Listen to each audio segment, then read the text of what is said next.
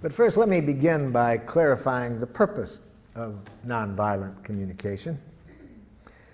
Its purpose is to help you to do what you already know how to do. Now, why do we need to learn something today that you already know how to do? Because sometimes we forget to do this. We forget because we've been educated to forget. Now, what is it that I'm talking about that we already know how to do? The purpose of this process is to help us to connect in a way that makes natural giving possible. Natural giving possible. What do I mean by natural giving? Let me do you a song to make it clear what I mean by natural giving.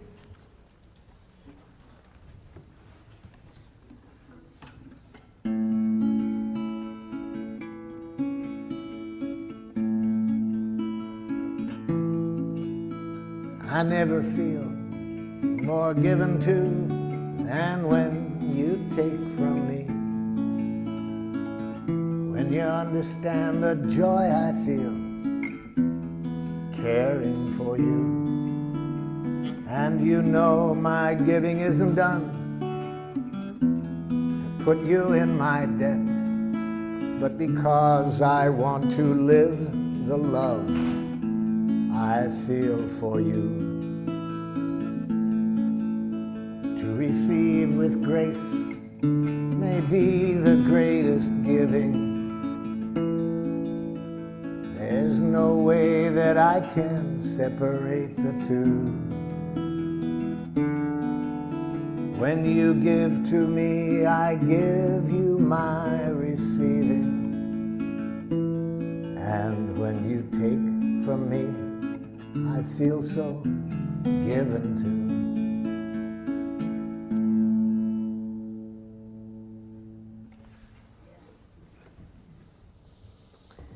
You all know that giving.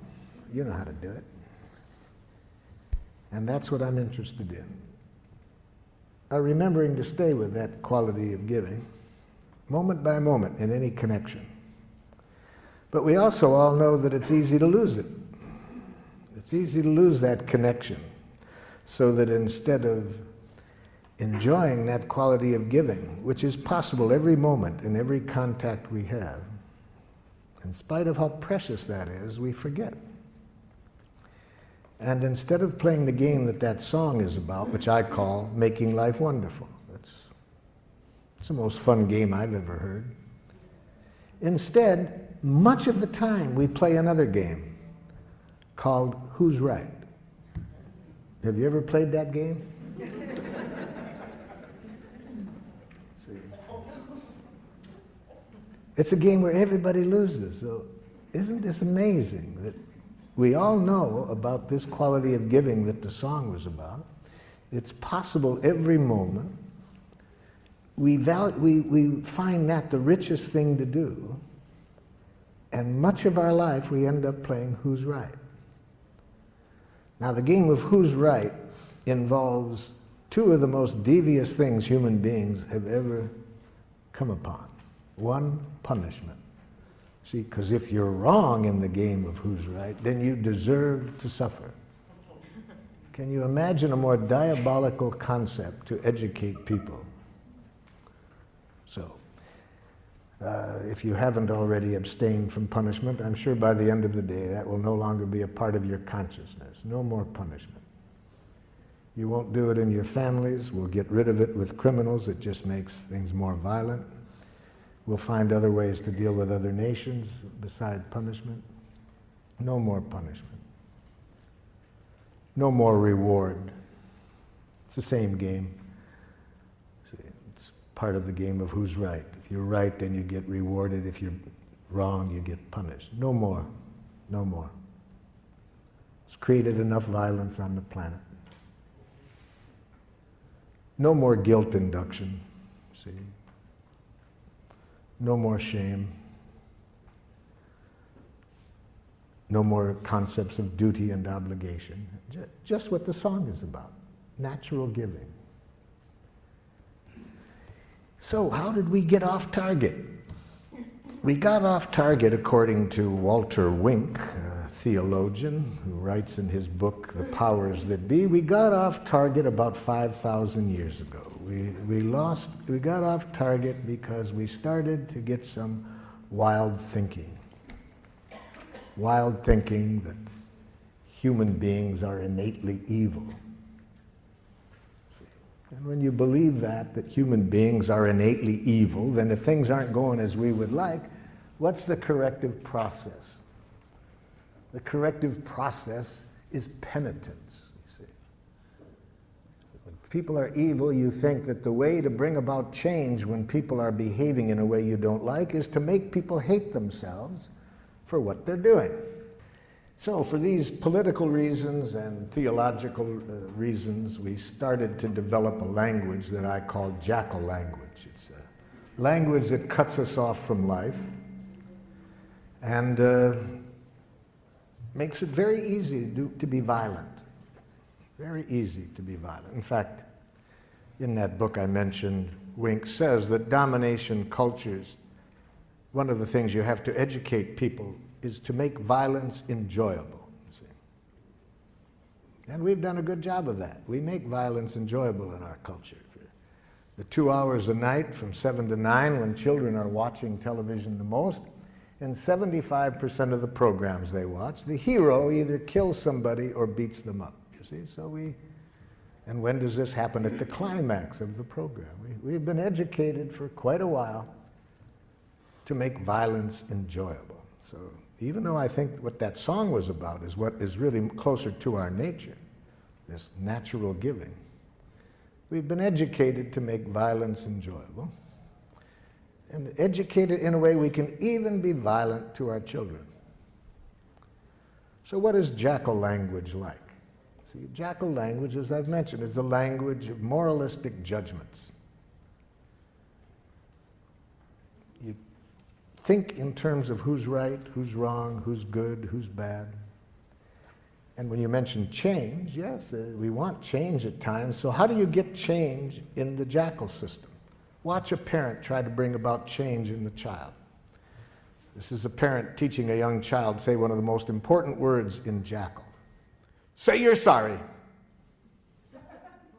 I'm sorry. You're not really sorry. I can see it. You're not really sorry.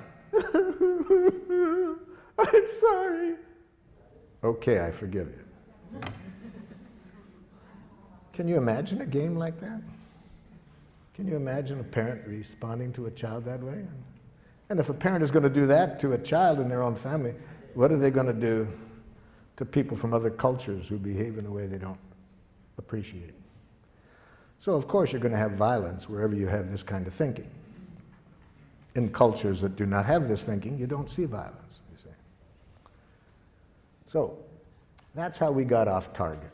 Even though we could be playing the game, make life wonderful each moment, we have been educated for quite a while to play another game, who's right. So what are the parts of this game of who's right? I've just mentioned one of them. One part is moralistic judgments, learning how to go up to our head and think basically in terms of right and wrong, good and bad, normal, abnormal.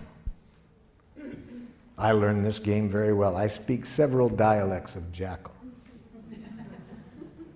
I grew up in Detroit. We spoke a rather harsh dialect of jackal. We might call it Detroit jackal. For example, if I'm out driving and someone is driving in a way that I don't like, and again, I want to install change, you see, I roll down the window, idiot! Now, theoretically, the person is supposed to repent. I confess I was wrong, sir. I will change the error of my ways. It's a great theory. It didn't work. I've tried it more than once. It doesn't work. So I thought maybe it was that particular dialect of jackal. So I decided to get the more cultured use of jackal. So I went to the university and got a doctor's degree in professional jackal. Now when somebody's driving in a way I don't like, I roll down the window. Psychopath! Still doesn't work. You see. There's another part of this language of Jackal. Amtssprache. Amtssprache. That's very important. You see, a language that denies choice, denies responsibility for our actions. I use the word Amtssprache for this part, having read an interview with the Nazi war criminal Adolf Eichmann at his trial for war crimes in Jerusalem. Eichmann was asked, was it hard to send tens of thousands of people to their death? And Eichmann answered candidly, he said, to tell you the truth, it was easy. Our language made it easy. That answer shocked his interviewer. And his interviewer said, what language? Eichmann said, in fact, my fellow Nazi officers and I, we had our own name for our language. We called it Amtssprache. Amt in German means office, and Sprache, language. I'd call that bureaucratic language. He was asked for some examples. Eichmann said, it's a language in which you deny responsibility for your actions. So if somebody asks you why you did it, you say, I had to. Then you don't feel so bad if you have to do it. You see, you're not responsible. But why did you have to, Jack? Superior's orders. Company policy. They made me do it. I couldn't do elsewise. Very dangerous language, Amtssprache. Very dangerous. We have giraffe schools. I use the word giraffe, you see, as a symbol for nonviolence. We'll see today that the language we're going to study is a language of the heart. And so I use giraffe language for that because giraffes have the largest heart of any land animal. So,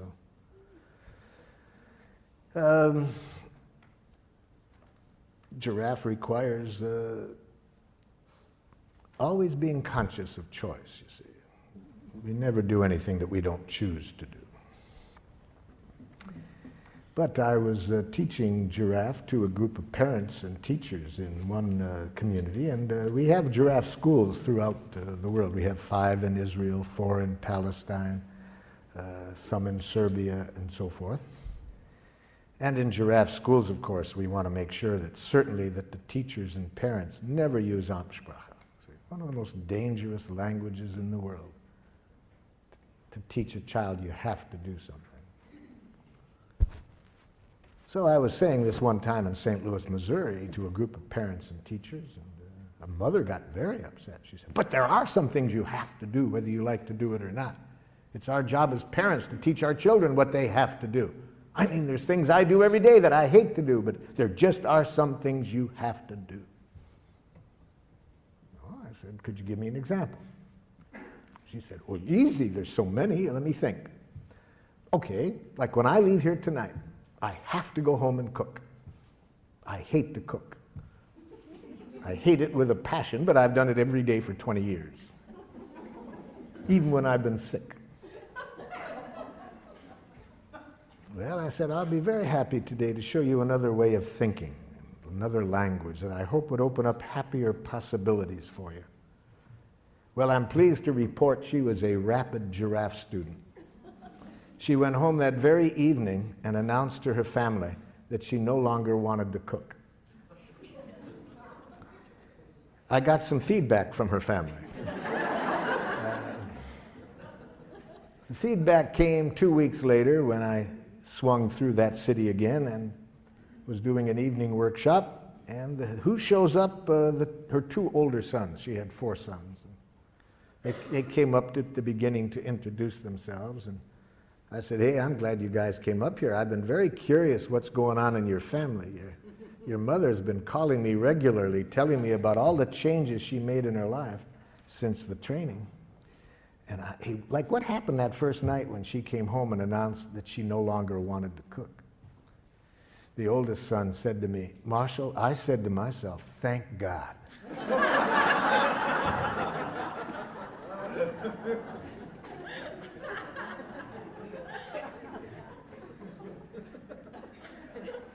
I said, help me understand that one. He said, I said to myself, now maybe she won't complain at every meal, you see. You see, natural giving, what I started the day off with that song, anything we do in life that isn't coming out of that energy, we pay for it and everybody else pays for it. Anything we do out of fear of punishment, if we don't, everybody pays for it. Anything we do for a reward, everybody pays for it. Everything we do to make people like us, everybody pays for it. Everything we do out of guilt, shame, duty, obligation, everybody pays for it. That isn't what we were designed for. We were designed to enjoy giving, to give from the heart.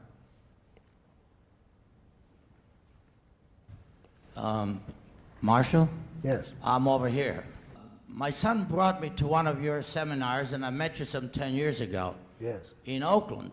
Yes. Now I'm trying to bring my son back to come here, and he said last night when I told him I was coming here, he said, well, why don't you go? I have a couple of appointments. Maybe you could teach me something. So I thought I would come to learn something. Maybe I can teach him. But I'd like to teach him, and I don't know how to do that.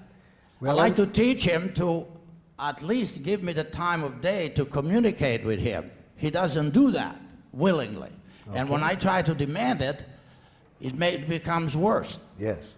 So how do I do that?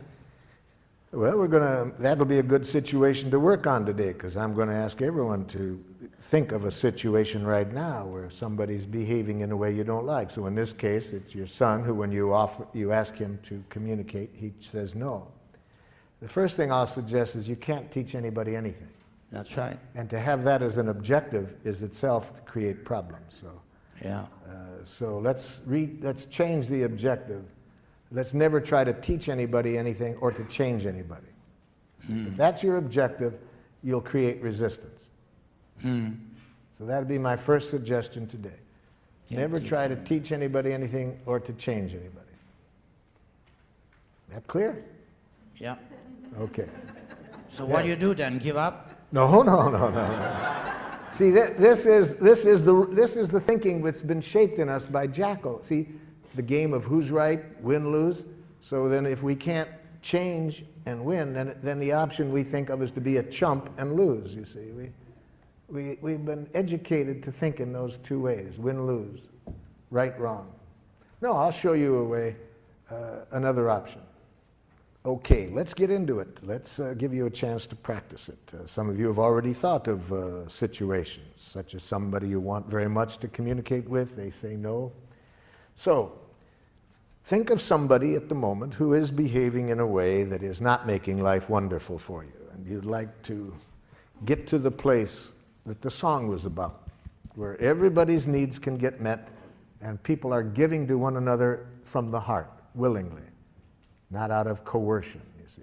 Let's see if we can show you a process to get there in this situation, to get everybody's needs met, and where people give willingly, not out of any coercion. So maybe you are living at home. Maybe you choose today to work on a child that you are living with at home who says horrible, horrible Jackal things such as, no. Oh, you laugh. You try living with one for a while. Please brush your teeth. No. Maybe you are living at home with a Jackal-speaking partner who says horrible Jackal things such as, that hurts me when you say that. We'll see today that it's a violent act to say others make you feel as you do. See? To imply that others can make you feel hurt or angry. Maybe at work somebody's behaving in a way you don't like. They come late. They're not producing as well as you would like. Maybe your next door neighbor has been sexually molesting children. Whoever you want to pick, somebody who's behaving in a way you don't like. And you'd like to see how we would arrive at the objective of creating the quality of connection that will get everybody's needs met through natural giving. That's our objective. Okay? Now, open up your materials to the last page, second to the last page. At the top it says, expressing how we are and what we would like.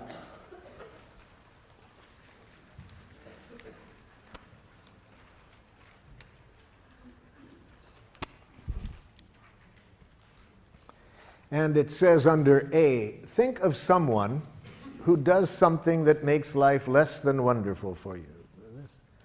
So this person that I'm asking you to think about, who's presently behaving in a way you're not crazy about, and what I'd like you to do is answer this question. Write here one thing that the person does that you don't like. We're going to work on one specific action that the person does that you don't like to get you familiar with the process today.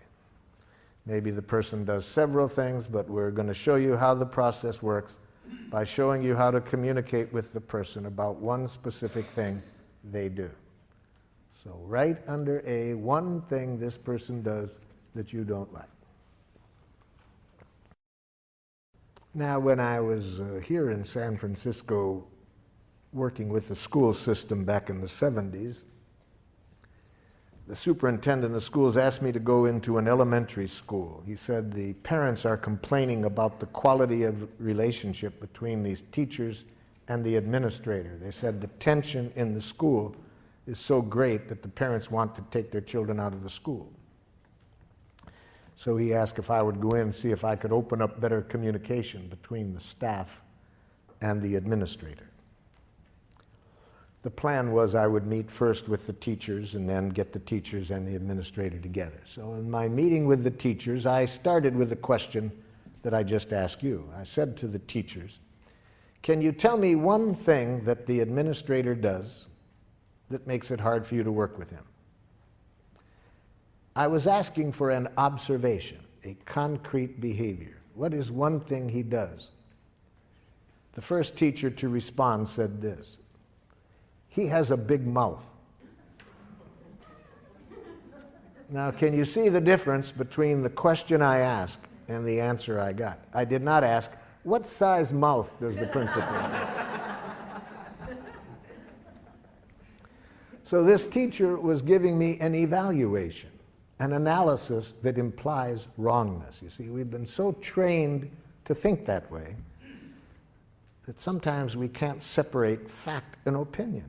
All we see is our enemy image. See, whether it's an individual or a nation, we have been trained to think in enemy images, wrongness. And it obscures reality. We don't see the behavior, we just see our enemy image. In his book, Out of Weakness, Andrew Schmuckler says that when cultures are taught to think this way, not to just see the person, but an image, a judgment they've made,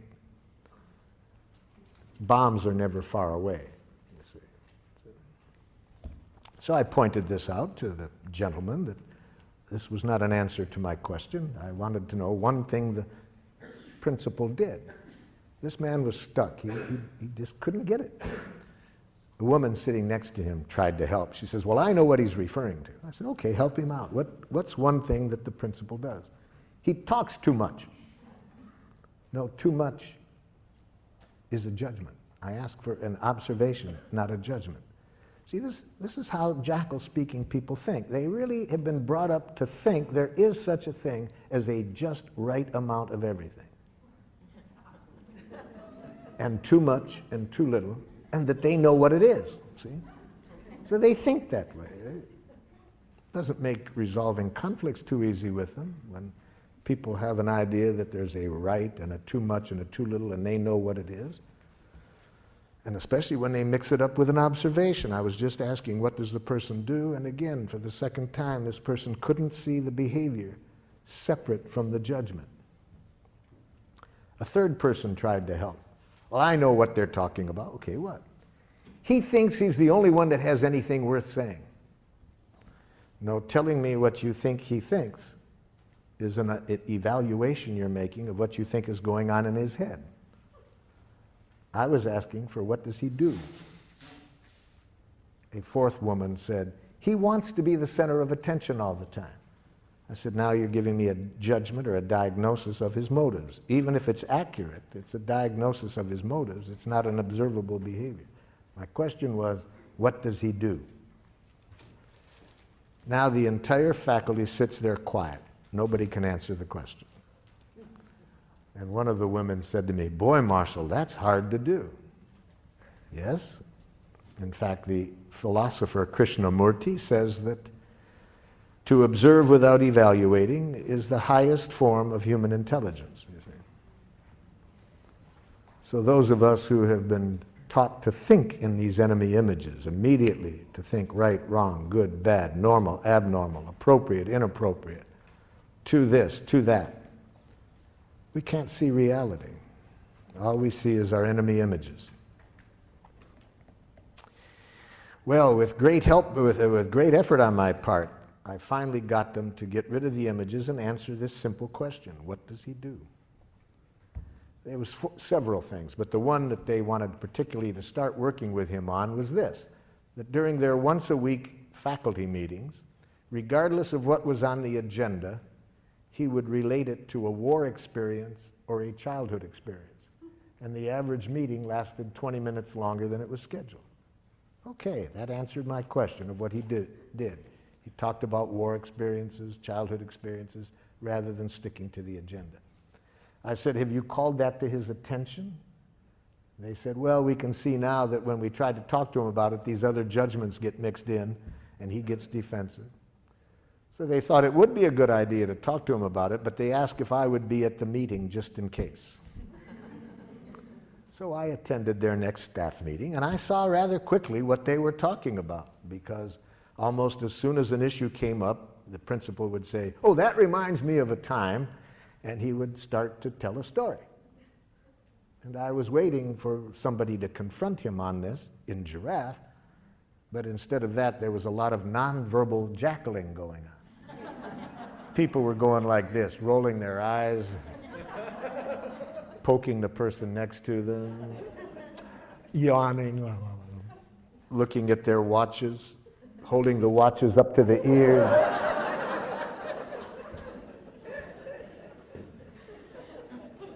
And I watched this scenario going on for a while, and I said, excuse me, but isn't somebody going to say something? Now there's a silence, and the man who spoke up in our first meeting, I could just see him getting his courage up, and he looks at the principal and says, Ed, you have a big mouth. So let's see if whether what you wrote down answered the question I asked. Is it an observable behavior, or did you mix in any evaluation? And my two friends here will help us to make this evaluation. This animal has been taught to, somewhat like a police dog, to sniff out narcotics. If there's any jackal mixed in, he will howl. If you answered the question, this animal will dance. So, sir, what did you write down? My dad blames my wife for my choices. He does what? My dad blames my wife for my choices. Yes, blames is a judgment. See, that's already putting evaluation into it. Dad, do you see yourself as blaming her? No, I see myself as calling attention to the facts. So see, Dad doesn't see that as blaming. No, I'm educating. Thank you, Dad. Yes, okay. So how do we say it? See, we need a direct quote. We need to give to make it an observable behavior, we need to say, my father says what? All of his problems. You are responsible for all of his problems. Wait a minute. He says this to the wife. You are responsible for all of his problems. That's it. Yes, okay, that's a direct quote. That's what he says. That's giraffe language. You made a direct quote, okay? See, as soon as you have the word blame in your consciousness, it's going to change the whole energy with which you approach the person, because you're basically making a judgment of them as blaming, which everybody knows is wrong. You see. Yes? I have the mic. Oh, excuse me. Lately, my son is not doing his history homework. Okay. My dad makes harsh judgments and insulting remarks. Oh my God, you've killed my poor jackal.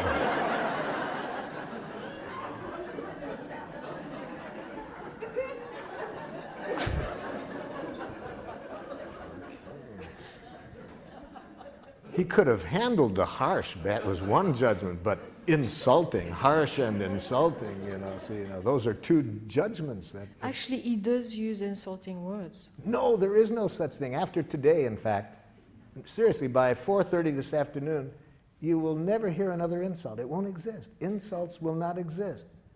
I'm going to show you to use some technology today that takes insults and criticism out of the waves, airwaves.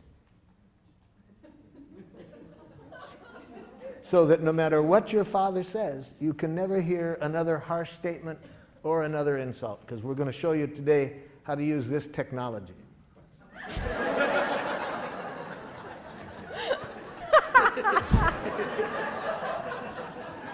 And with this technology, it will be impossible for you to hear criticism, harsh remarks, insults.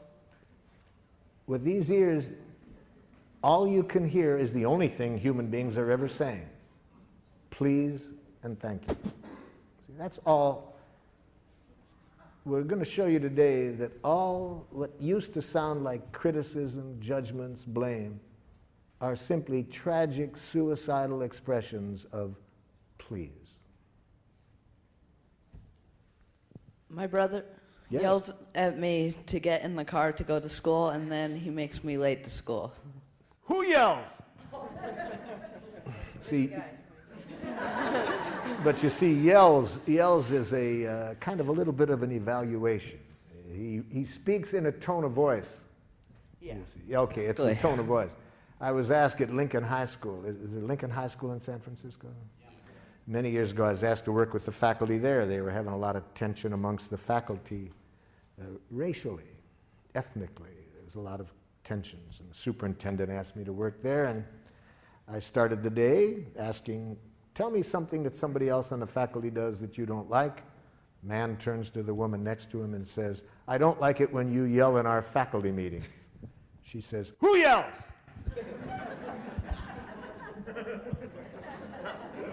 Now, she was from a different culture than this man. See, what was yelling in her culture was quite different. And about 10 minutes later, when she started to yell at him by her own definition, I saw a difference, So raises the voice when he's asking you to get ready for school. Yes.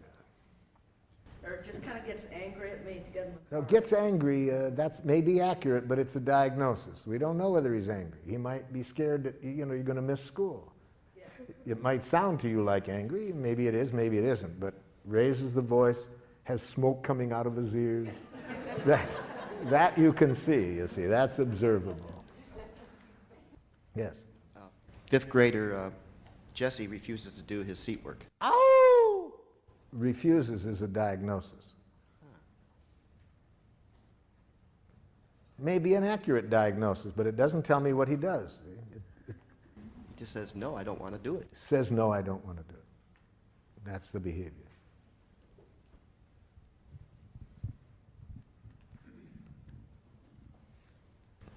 My husband doesn't tell me things which will affect me deeply. Okay. It's the first jackal husband I've ever heard of. This is a new experience for me today. A student in my class incessantly talks loud, won't stay seated, or keep his hands to himself. I hear about 3 judgments in there. Let's go over it slowly, because I hear 3 diagnoses. Say it again, so we'll hear the 3 diagnoses. Incessantly talks loud. Loud is your interpretation. Louder than you would like. If you want to say it, put it that way. Louder than I would like. Won't stay seated. Won't is a diagnosis. Doesn't stay in his seat after I've told him to. He might in the future. We don't know whether he will or not. So that's a diagnosis. Doesn't at the moment. Doesn't when I ask him to stay in his seat. And does not keep his hands to himself. And does not keep his hands to himself. Mm-hmm. Okay. Since coming to the introductory presentation on Tuesday night, I've been very aware of hearing evaluations. Yes. In myself and especially in other people. And so I started to wonder, are all of those violent communications, or would there be a way that some of those are, according to this model, nonviolent? I would say that any evaluation of others that implies wrongness is a tragic expression of an unmet need. Tragic in the sense, for two reasons. First, it decreases the likelihood that we will get what we want. Even if we don't say it out loud, even if we think it, if we are even thinking that what somebody else does is wrong, it decreases the likelihood that we will get what we want. And second, it increases the likelihood of violence. So what could be more tragic than that, than expressing ourselves in a way that gets in the way of our getting what we want and increases violence? So anything that we want to say that implies wrongness on the part of the other person, I'm suggesting, is a tragic, suicidal expression of an unmet need. Say the need. Learn a need consciousness, which is what we're going to get to now, you see. That's how we evaluate in nonviolent communication. We evaluate from the heart. We make judgments, but we make need-serving judgments. We judge whether what people are doing is meeting needs or not. We don't moralistically judge the person for what they did. We judge whether it's serving life or not, because needs are our direct connection with life. They're the life that's going, needs are the life seeking expression within us. So we evaluate with reference to that. And that requires two kinds of literacy, feelings and needs. So let's be sure that we are all speaking the same language when I use the term feelings and needs. So under B, it says, imagine that you are talking directly to the person and express how you feel when the person acts in the way described above. And use this form. Again, we're talking to the other person, we're telling them now what they did, and we say, when you do this, I feel how? How do you feel when the person does what you wrote down under A? Write that down.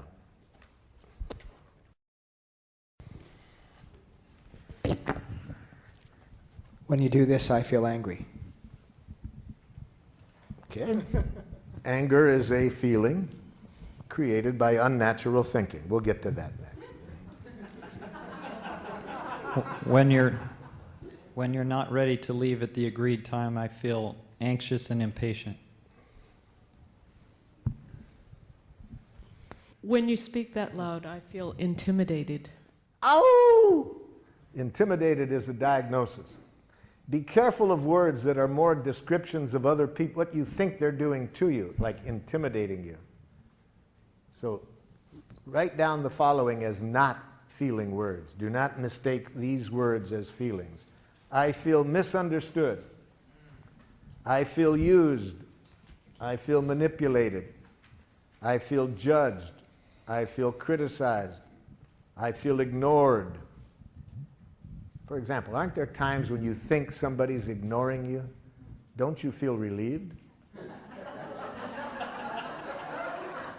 And at other times, don't you feel angry? You see, so words like that really say very little about what's alive in you. They say much more about how you are interpreting the other person's behavior. And above all, never mistake the word rejected as a feeling. I feel rejected. No. That's not a feeling. That's a suicidal interpretation. Okay, who's got the mic? There's the mic. Yep. Hurt, disappointed, disheartened. Yep.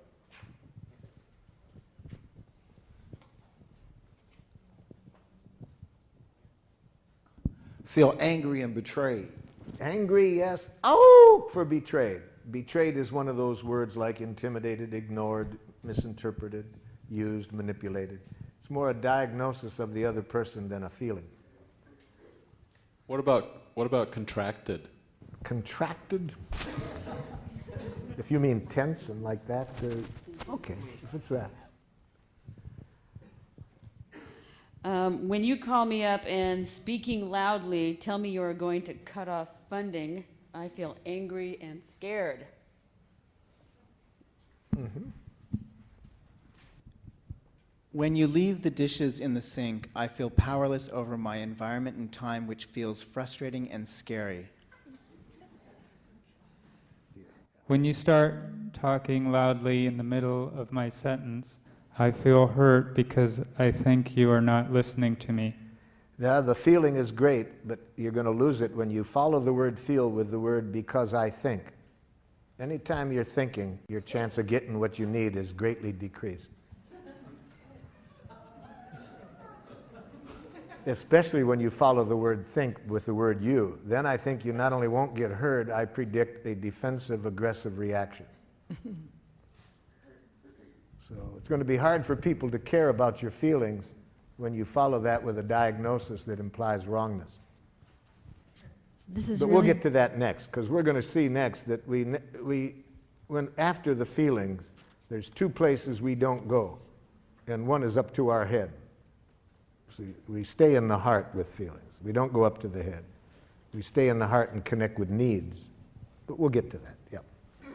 If we want to use nonviolent communication, we want to be sure that we do not use the feeling in a violent way, because feelings can either connect us at the heart or they can contribute to more division and violence. So we certainly do not want to ever express our feelings in this way. I feel as I do because you. Okay? We never want to express our feelings this way. You make me feel. Now that will be a hard habit to get away from, because in a jackal culture, feelings are very instrumental to using guilt as a way of manipulating people. The way to manipulate people is if you can convince them that they make you feel as you do, then they should feel guilty and change, you see. So it's another form of this violent game. So, for example, if you are a parent and you want to use feelings in a violent way rather than a connecting way, you would express it this way. It really hurts me when you don't clean up your room. Okay? Or, you make me angry when you say that.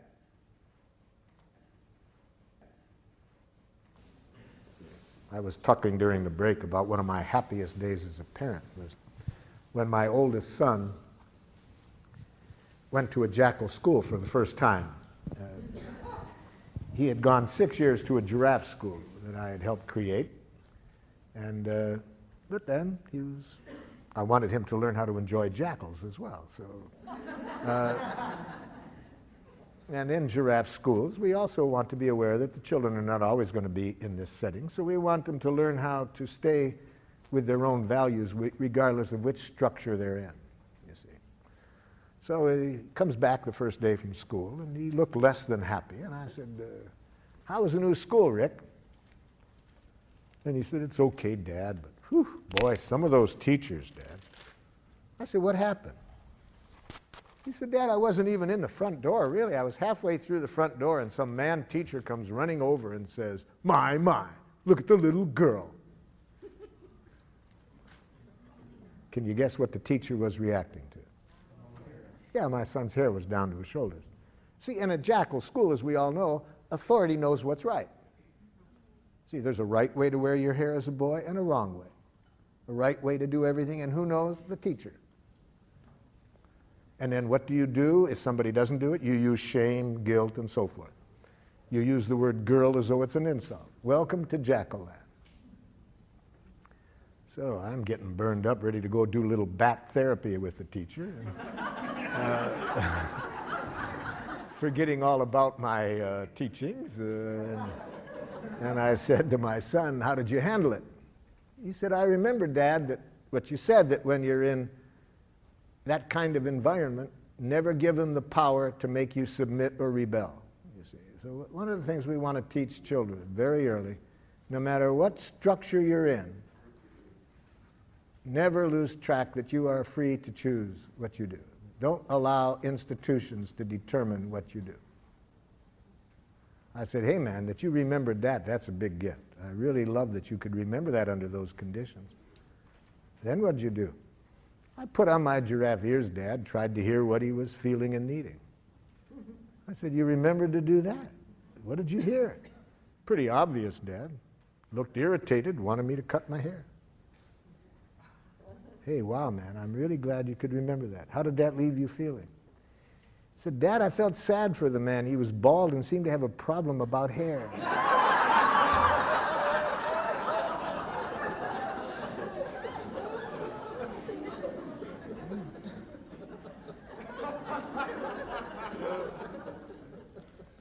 So we want children, the same thing we want to teach adults. Institutions can't make you do anything. Other people can't make you do anything. No human being has ever done anything they didn't choose to do. A Palestinian in the village of Hebron disagreed with me one time. He said, I don't agree with you, Marshal, that we only choose to do. Where was my choice 2 days ago? A soldier puts a gun at my head and says, take off your clothes or I'll shoot you. Where was my choice? I said, seems pretty obvious to me. You had a choice of whether to take off your clothes or not. He laughed. He said, okay, I got your point. I chose not to take off my clothes. That soldier knew I didn't have a gun. He was doing this to dishonor me. I chose to risk my life to protect my honor. Okay, so I'm not saying we always like the choices we have, but nobody can make us do anything we don't choose to do. So I said, apparently the soldier also chose not to shoot you, or else he was a very poor shot. My children taught me this about nobody does anything they don't choose to do. From the time they were 2 years old, they educated me that I couldn't make them do anything. All I could do is make them wish they had. And then they taught me another lesson, that any time I would do that, they would make me wish I hadn't made them wish they had. You see. They taught me that violence creates violence, you see.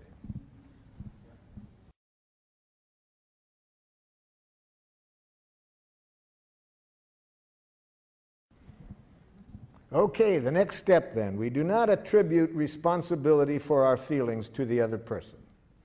We never say that you make me feel or I feel because you. Instead, we are conscious that the root of feelings are needs. See, behind every feeling, there is a need.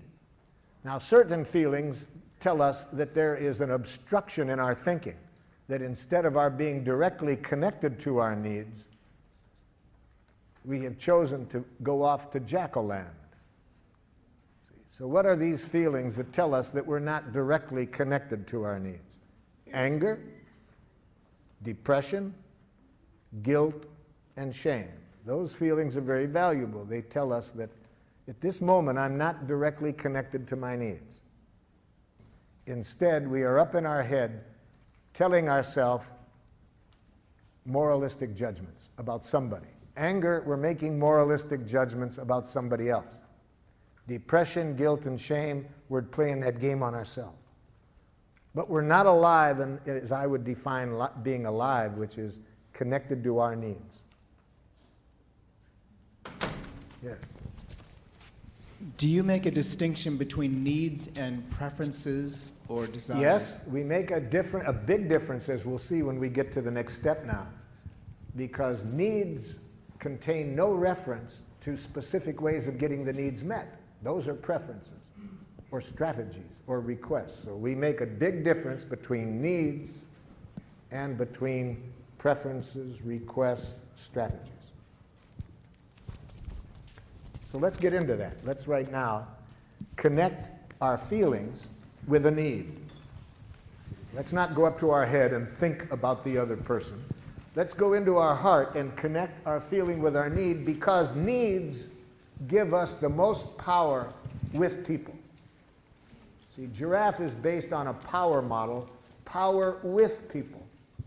It increases our power with them in the sense that it increases people's willing giving to us, to enjoy giving to us. That's power with people. We have been trained in a power over model, the use of punishment and reward. That's power over people.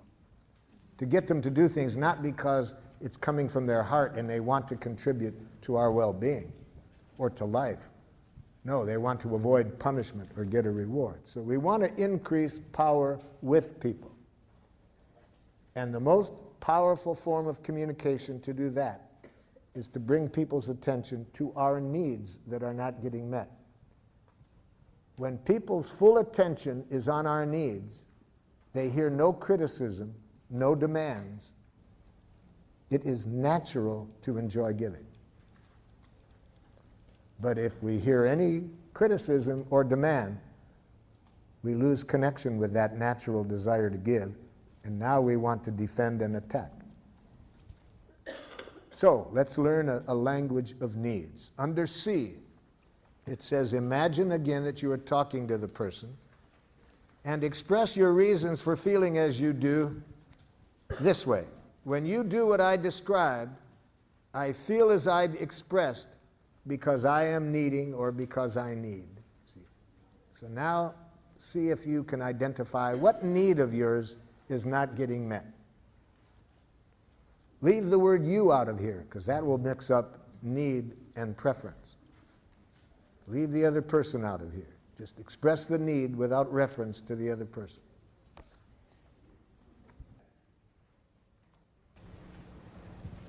All needs are universal.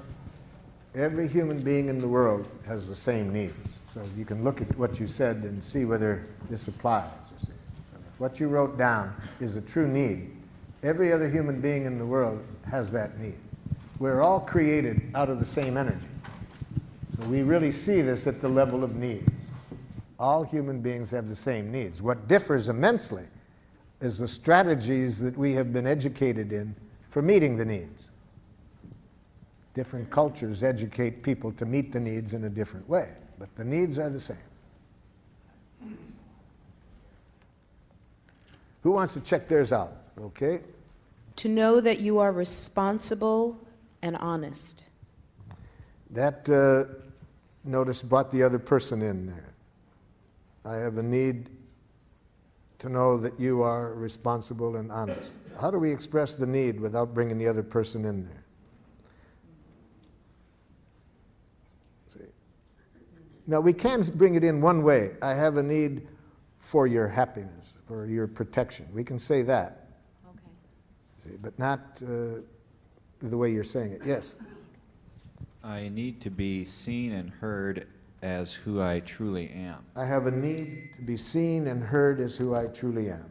Okay? Now, I have an impulse to qualify that and to say free. To be free. I have a need to be. The last word in that sentence is who I truly am, free. I have a need, who I truly am, to be free. Yes, that's a need we all have. The important thing will come out when we get to a request, because that's a request that only you can meet. Other people can't do that. They can't meet that need. So if you don't know how to meet it for yourself, for freedom, you won't have that need met.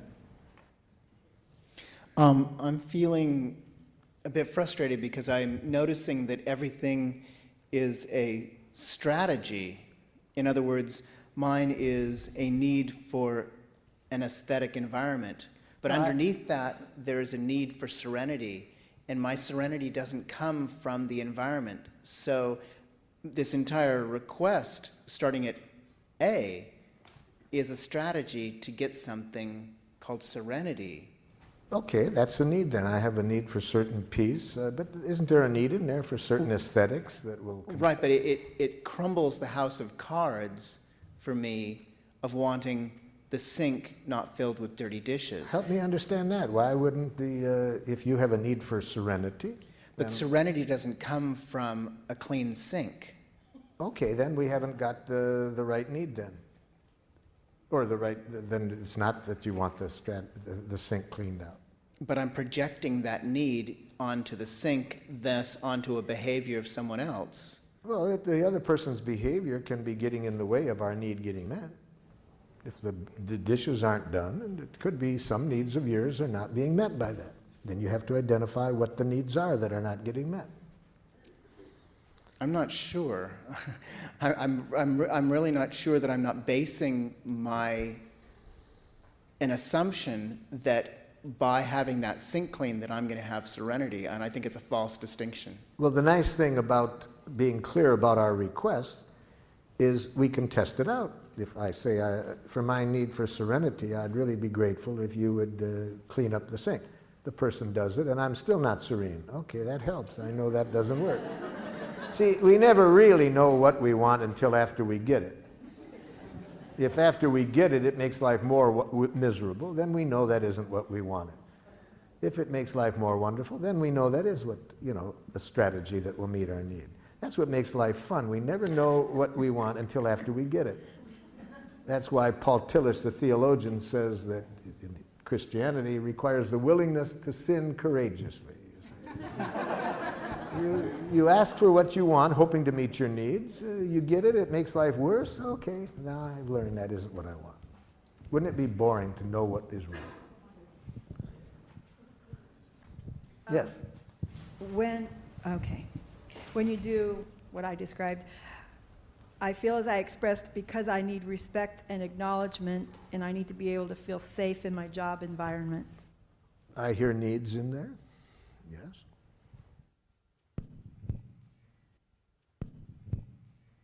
When you do what I described, I feel as I expressed because I need to express my desire and need without it hurting you. No. Now we got a bunch of stuff Oh, in there. shoot. If you want to avoid hurting other people, the only way I can offer you to do that is to become a nice, dead person. Yeah. Because if other people have jackal ears, they can get hurt if you have heartburn. So would I just cut off that second half? Just, I need to express my desire and need? Yes, and then what you want to say to yourself, and I want to learn to enjoy your pain. Ooh. Which Whoa, is, we're going to show enjoy. you after lunch how to enjoy the other person's pain. Ooh, that sounds... It's one of the most loving things you can do, you see. If you, as I will define it, obviously I don't mean in a sadistic way. Yes. So I have a couple I'm working on. One of them is because I have a need for predictability. I have a in need my for daily schedule. predictability, okay. And the other one would be because I have a need for privacy. Yeah. Go ahead. My need is for comradeship and acknowledgement of my comradeship. Mm-hmm. Mm-hmm.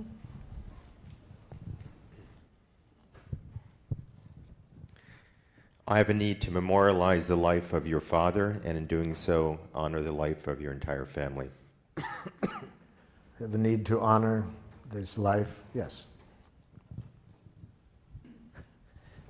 I have a need to have communication with other people that is open and supportive of life. Need for supporting of life, openness, okay? Mm-hmm. When you do this, I feel hurt because I have a need to be heard and understood. Yes, very important need, that need for understanding, to be heard, to be listened to, empathy. There's different ways of expressing it, but it's a critical need, one that we have daily. Daily, yes. Bottom line, I have a need to love you and to let your love in. I have a need to love, but don't bring the other person in there. To let I have a need for to love and to let love in. and to let love, yes. See, our needs don't, when we believe that our needs involve another person doing something, we take a very abundant world and make it scarce very quickly. So we don't want to mix up our need and a request. See, we may have a request, a strong request, that a particular person meet our need for love. See, that's a strategy. We may want this particular person, but we don't have a need for that person to love us. That's mixing up the need and the request. We have a need for love. We have a strong preference that this person take the actions to meet that need. But we don't want to mix up the need and the strategy. Okay, let's take one more and then we'll go. We've got to move on. Yes. Yeah, I'm confused if this is a need or a strategy. Okay. I need to feel loved. Ah, loved is a very important word. I need love, yes. But now, That word love is so important that we got to get real clear what we mean about it when we use it as a giraffe. See, watch what happens when a giraffe and a jackal get together on this love. See, watch this jackal ask a very dangerous question. But notice that the giraffe is too smart ever to answer this question. Watch. Do you love me? Jackal, before I can answer your question honestly, I need to get some important things clear. Are you using the word love as a feeling? Well, of course.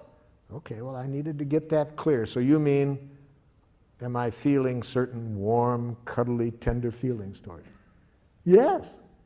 Okay, I needed to get this clear, because see, we giraffes do not use the word love as a feeling. It's much too important to us to get it confused with a feeling. It's a need for us. But since you use it as a feeling, okay, I'm glad to know that. So would you please then, now that I know that, would you ask the question again? Do you love me? When?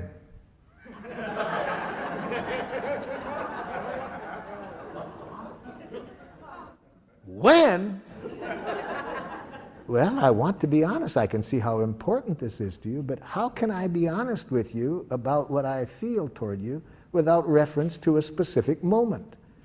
Feelings change every few seconds. Life is changing. Feelings are part of life. So I'd have to know a specific time and place to ever answer your question of how I feel. What about right now? No.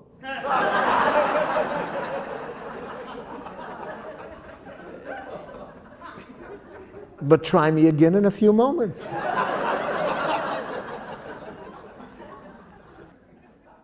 So you see, to a giraffe, love is a need, and it's a need for which we must be very clear about what requests do we have of other people to meet that need.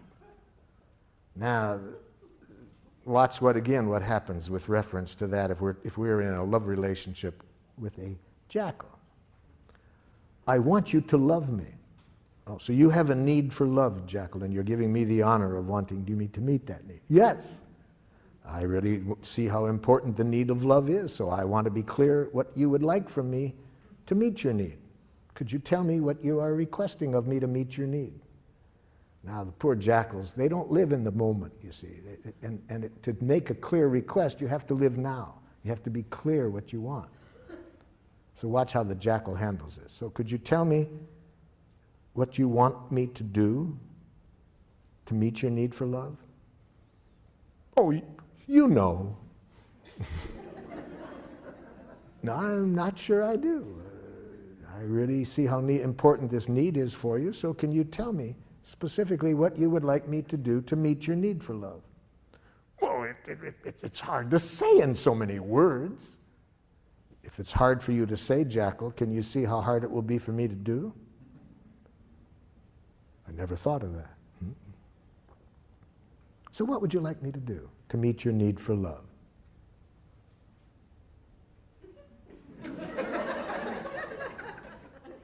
It's embarrassing to get clear. Yes, it is, because much of our oppression in close relationships comes from saying to people, I want you to respect me, I want you to love me, I want you to understand me, without our being real clear what we want when we say that. So what are you wanting, jackal, when you say you want me to love you? I want you to guess what I want before I even know what it is. And I want you always to be willing to do it. Thank you for defining it that way, jackal. Would you please find someone else to meet your need for love?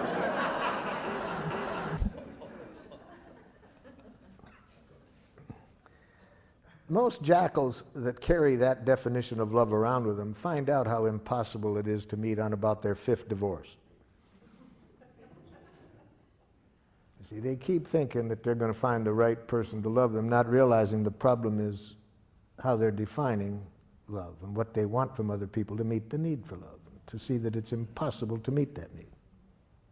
Which brings us to the next step in the process, how to make clear requests after we have expressed our unmet need.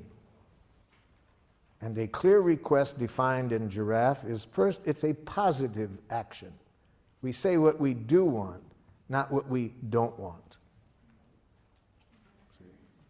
So a woman gave me a very good example of what happens when you say what you don't want. In a workshop, she said, "You've really helped me understand what happened recently, Marshall. I said to my husband, I don't want you spending so much time at work. And then I got furious with him when he signed up for a golf tournament."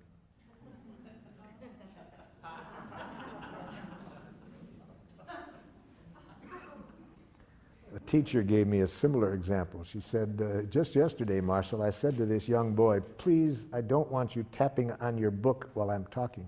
So he started to tap on his desk. Saying what we don't want doesn't make clear what we do want. But worse than that, if we frame our objectives in getting rid of something, it leads to violence very often. It makes violence seem attractive when we try to get rid of something.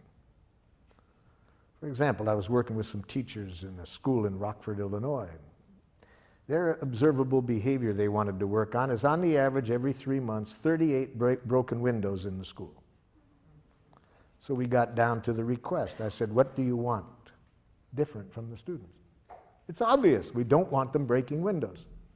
So you're saying you don't want the children breaking windows? Yes. What should we do? Kill them.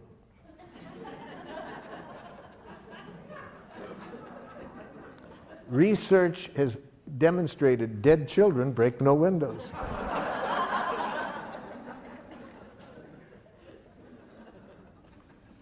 Almost any time we think of what we want to get rid of, it makes violence look attractive. And as stupid as that example was I just gave you, look in the newspaper on any given day and see how many world leaders are saying we're going to teach them not to, we're going to get them to stop.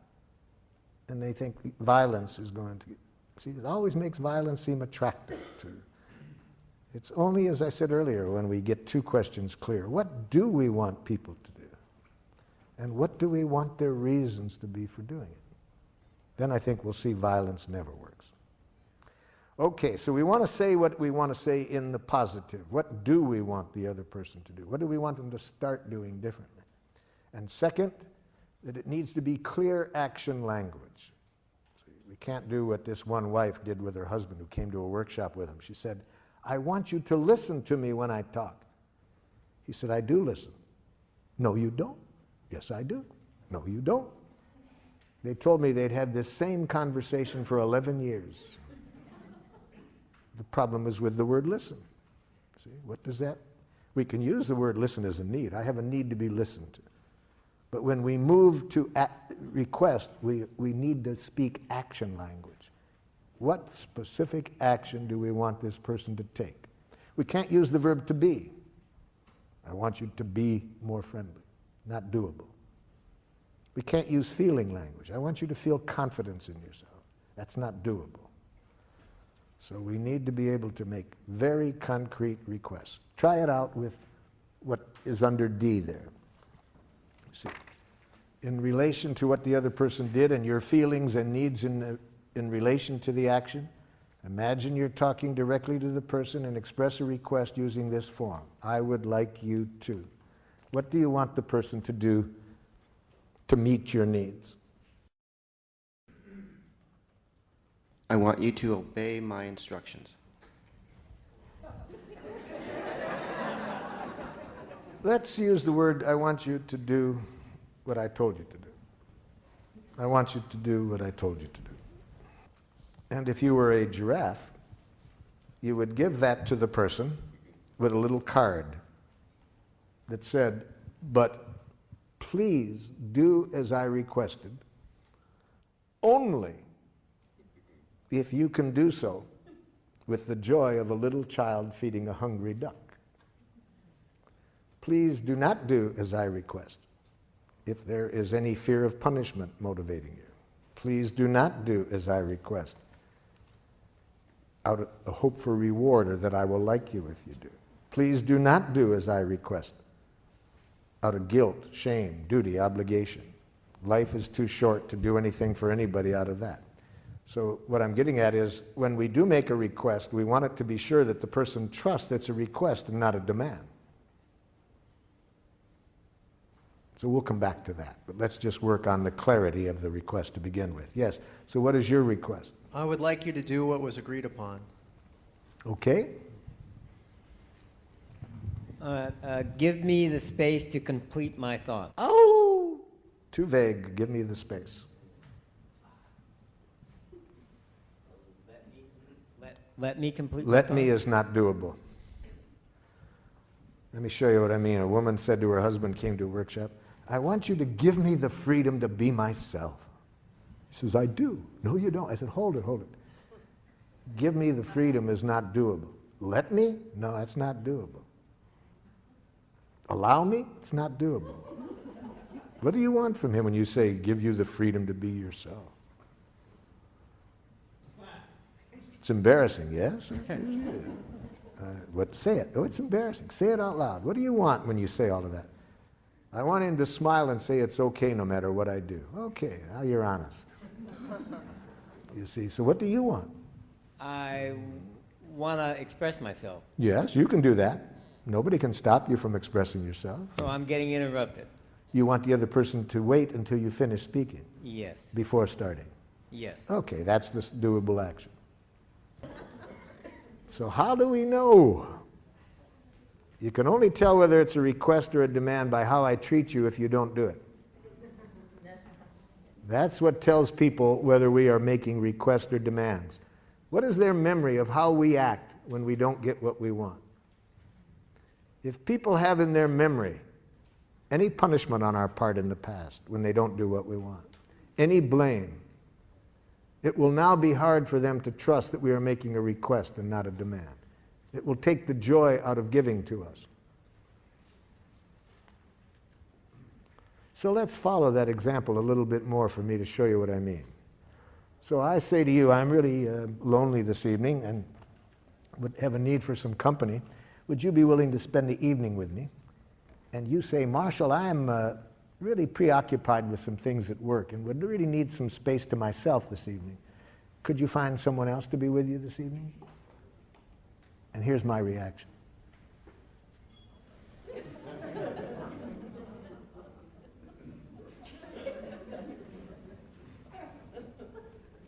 Two days later,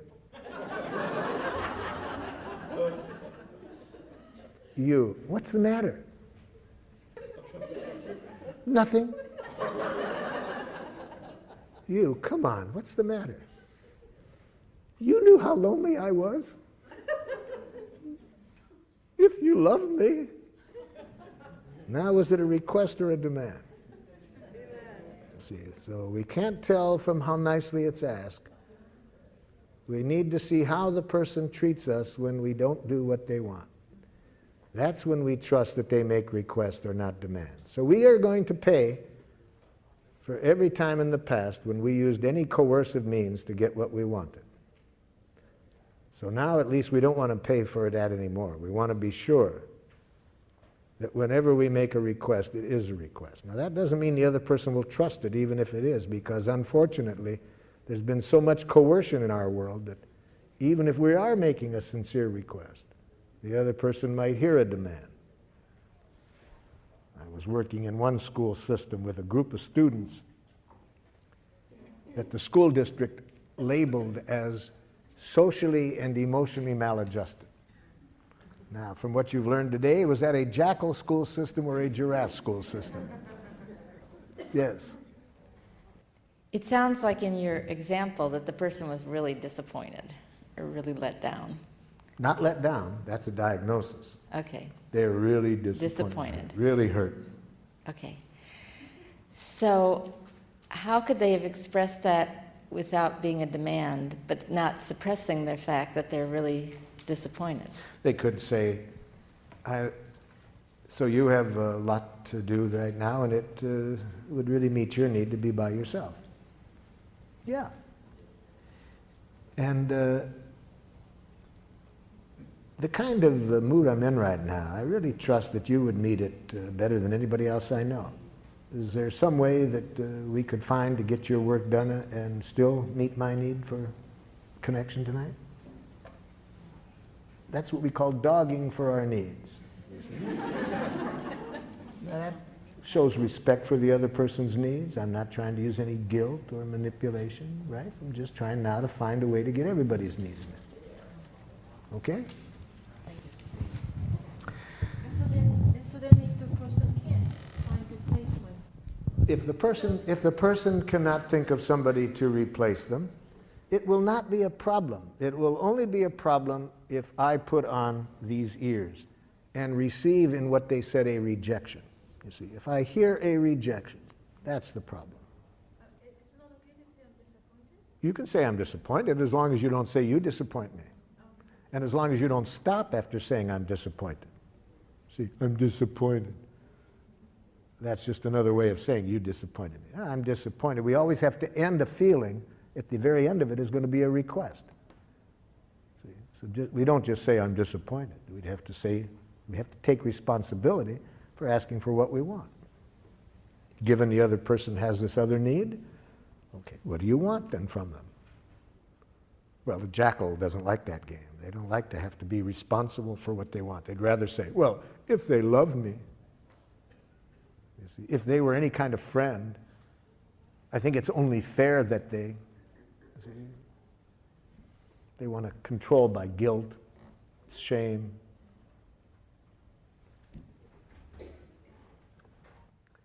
So the school district asked me to work with these students that were labeled socially and emotionally maladjusted. Poor school system doesn't realize that labels lead to self-fulfilling prophecies. When you label people that way, they're going to behave that way.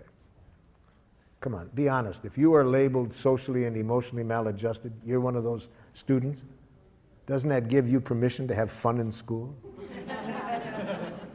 Labels lead to self-fulfilling prophecy. So I knew it was going to be a rough day just by that label. So when I walk into the classroom, it already starts. Half of the students are hanging out the window, screaming obscenities at their friends in a courtyard down below. So I made a request. Excuse me, I would like you all to come on over and sit down, please. I'd like to tell you who I am, what I'd like to do today. Half the students come over. I wasn't sure the other half had even heard me, so I repeated it. Would you all please come over? Now everybody comes over with the exception of two young men. Just my luck, the two that didn't come over, the biggest ones in the classroom. And again, I wasn't too sure they'd heard me, and I was praying it might just be a problem with acoustics, so I said, would one of you two gentlemen tell me, please, what you heard me say? Yeah, you said we had to come over and sit down. You see the problem? I make a request. He hears a demand. So I said, sir, I have learned to always use sir with people who have biceps like he did. Especially with the tattoo on top of the bicep. I said, sir, could you tell me how I could have let you know what I was requesting so it wouldn't sound like I was telling you what you had to do? He said, huh? See, that's a radical paradigm shift for somebody who's been educated under domination conditions, domination structures where authorities claim to know what's right, you have to do it or else, you see? So it's a radical paradigm shift in giraffe schools where people don't make demands. They just make requests. So I realize this is not going to be easy with this gentleman. He's probably carrying with him a lot of traces of being punished when he doesn't do what other people want, or blamed. I'm not expecting him to give it up right like that. So I said, sir, how could I let you know that I was requesting something of you without it sounding like I was bossing you around? I don't know. I said, just what's happening between you and me right now is much that I wanted to talk about today, because I was wanting to look at a way we could interact where nobody bosses others around. And I didn't expect life to be so easy. That was all he needed. He trusted at that point that I wasn't trying to tell him what to do. And he came over, and we had a very cooperative day. But as long as people hear our request as demands, they have only two choices, submission or rebellion. And neither of us are going to connect us with people in a way that's good for anybody. So the main thing that's the difference is not how nicely we say it, but how we treat people when they don't do what we want. Now, let's hear a few of these so we can see what kind of reactions you might get back. If you openly express your heart, you try to your best not to criticize, not to demand, what do you get back? She gets excited and defends herself. Well, need to hear the specific statement, but I don't know what you mean by defends herself. What does she say? Got to be specific. For the next exercise, we need to know specifically what the person says or does. See, that's your diagnosis that she's defensive. What does she say?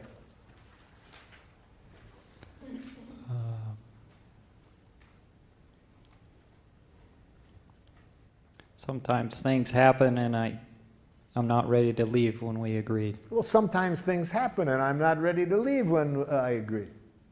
Okay, that's what the person says. I can't do that because I have a hard time connecting with people as partners. I can't do that because I have a hard time connecting to people as partners.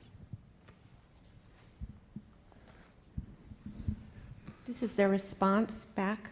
Yes, What what did the person respond back? he says, nothing I do is ever good enough. Nothing I do is ever good enough. Okay, here. I Mm-hmm. guess I should go through the whole thing. She says she doesn't like the way I wash dishes or make the bed. Yes. I feel angry and resentful. Yes. I feel as I express because I need to be accepted for my willingness and ability to do a job the way I do it. Yes. I would like you to acknowledge my work positively. Even if I don't feel like it? How do you want me to, how would you like me to respond positively when an idiot could do a better job making a bed than you do? Okay, that's the last thing. She would say that she can't because I never do it the way it should be done. Yeah, so the problem there is with the present request. What do you want from this person? I think what you want is this. I'd like at least some gratitude expressed for my willingness to do what I did. And if I could get at least the gratitude for that first, I could better hear how you would like me to do it differently. Would that be closer? It'd be closer, but I'd still like her to accept the way that I do it. What does accept mean? Now we got to translate accept into a doable request. What if this person has a sense of aesthetics? You see, I can already tell what the problem is in your relationship. I've already made a diagnosis. You want to hear my diagnosis? Okay. You are a slob and she's a neat. See, there's these two kinds of people in the world, slobs and neats. And for some reason or other, they always live together. It doesn't make sense to me. You see, there's so much of this goes on every day about how to wash the dishes, how to make the bed. Now, I'll give away which one I am. I once cleaned the house immaculately. And my partner came home and said, I thought you were going to clean. True story, true story. So you know what I am, right? I wrote her a song that night that goes, if you wonder about the cause of my domestic distress, it's that my partner is antiseptic and I'm a total mess.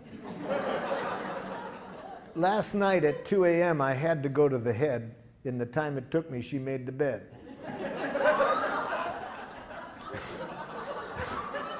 You know? So there are these slobs and neats, and they always get together. I have a plan for world peace. Put the slobs in one hemisphere, the neats in another. So how does that get back to needs? And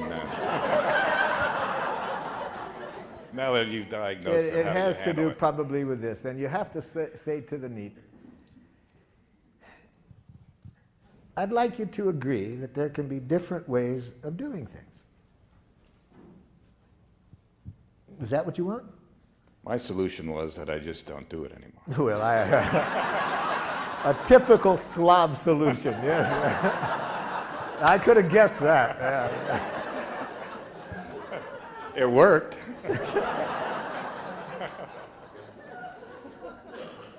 I would really like some acknowledgement. First, I'd like some expression of gratitude for what I did. I'm not saying you have to like it, but at least I'd like to hear some gratitude, if it's sincere, that at least that I was trying. Second, I'd like you to agree that there can be different ways of defining what is an adequate way to make a bed. Then, if after you agree to that, if you could say, what your preference would be without using words that imply that it's right, your way. That would be a lot easier. Something like that. Where is it? You sound like you're doing something out of a book. You sound like you're doing something out of a book. Talk like a real person. Don't use any of this psychology crap on me. Something like that. Yes, yes, yes. Especially they're going to say that when you're a baby giraffe, you know, because you're trying a new way and it's going to take a while and it's going to go slowly. And when I was first learning this, I was having a conflict with my oldest son, and I was sounding like it was coming out of a book. I was having to stop and think everything I said. And the poor guy, he had his friends waiting for him, and he said, "Daddy, it's taking you so long to talk." I said, "Let me tell you what I can say quickly. Do it my way or I'll kick your ass."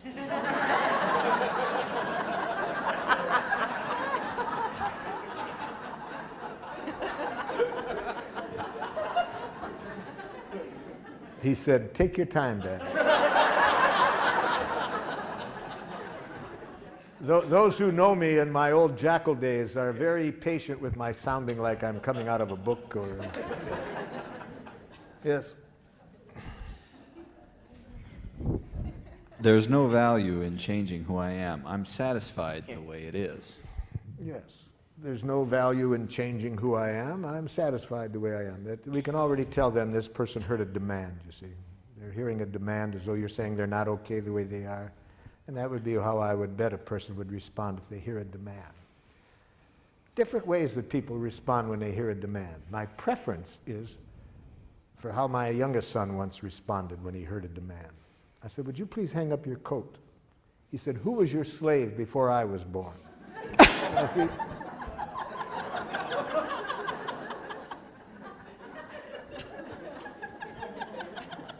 I like that way because I know he hears a demand then, right? It's pretty clear. Now, then there's other people who it's harder to guess if they're hearing it as a demand. For example, you say to them, "Would you please come over and just sit on the couch with me and talk with me?" The person goes like this. Okay. Now, if you're smart, you'll say, "Oh no, stay away." They're hearing a demand, you see, but they're giving in. But the worst case scenario, this is the dangerous one, you see, is if the person hears your demand, your request as a demand, and they respond this way. "Oh, sure, I'll do it." And they do it. But they did it to buy your love. They did it because they were afraid that if they didn't, you wouldn't like them. Now, how will you find out? You'll find out eventually. You might find out like this one woman did who showed up at my door in 2 in the morning. 2 in the morning, my doorbell's ringing one morning. It's pouring rain outside. And this woman, not 8 months pregnant, crying. I said, come in. I sit her down in a chair. What's going on? I didn't know how she got there, but she told me that her mother had been in a workshop with me a month before, and she had just called her mother up to tell her about what happened, and the mother said, "Oh, there's a man in your town that you might want to go and talk to." So that's how this woman shows up in my door at 2 in the morning. Now, what was the problem? Earlier, she said, I just made a little request to my husband tonight, and he said, "Get out." We've been married 8 years. He's always been so loving, so kind. He's done everything I want, and now he says, "Get out." Already I knew what the problem was. He was a yes-saying jackal. He hears somebody he loves wants something, and he feels he has to do it to buy love, to prove that he's a loving person. And so how does she find this out? It took 8 years, but then she pays for it one night. And I know I was right. How do I know I was right? I got him out of bed. Why should I be up at 2 in the morning talking to his wife while he's sleeping? So I call him up and invite him over, and sure enough, you see, he was a yes-saying jackal. He just didn't know how to say no. So he had been giving in, for all these years, and then finally this night he snapped. So that's how you find out. After 8 years, she found out that he was hearing demands and lovingly giving in to them. You certainly don't want to ever receive those messages, any one that you've just responded to. You never want to hear what the other person thinks. Never hear what a jackal-speaking person thinks. You'll live longer. So certainly after lunch, we're going to say, do not hear what the person thought. Whatever thoughts they expressed, never hear what a jackal-speaking person thinks, especially what they think about you. So we'll show you other options than that. We'll show you how never to hear a criticism. We'll show you all of that after lunch.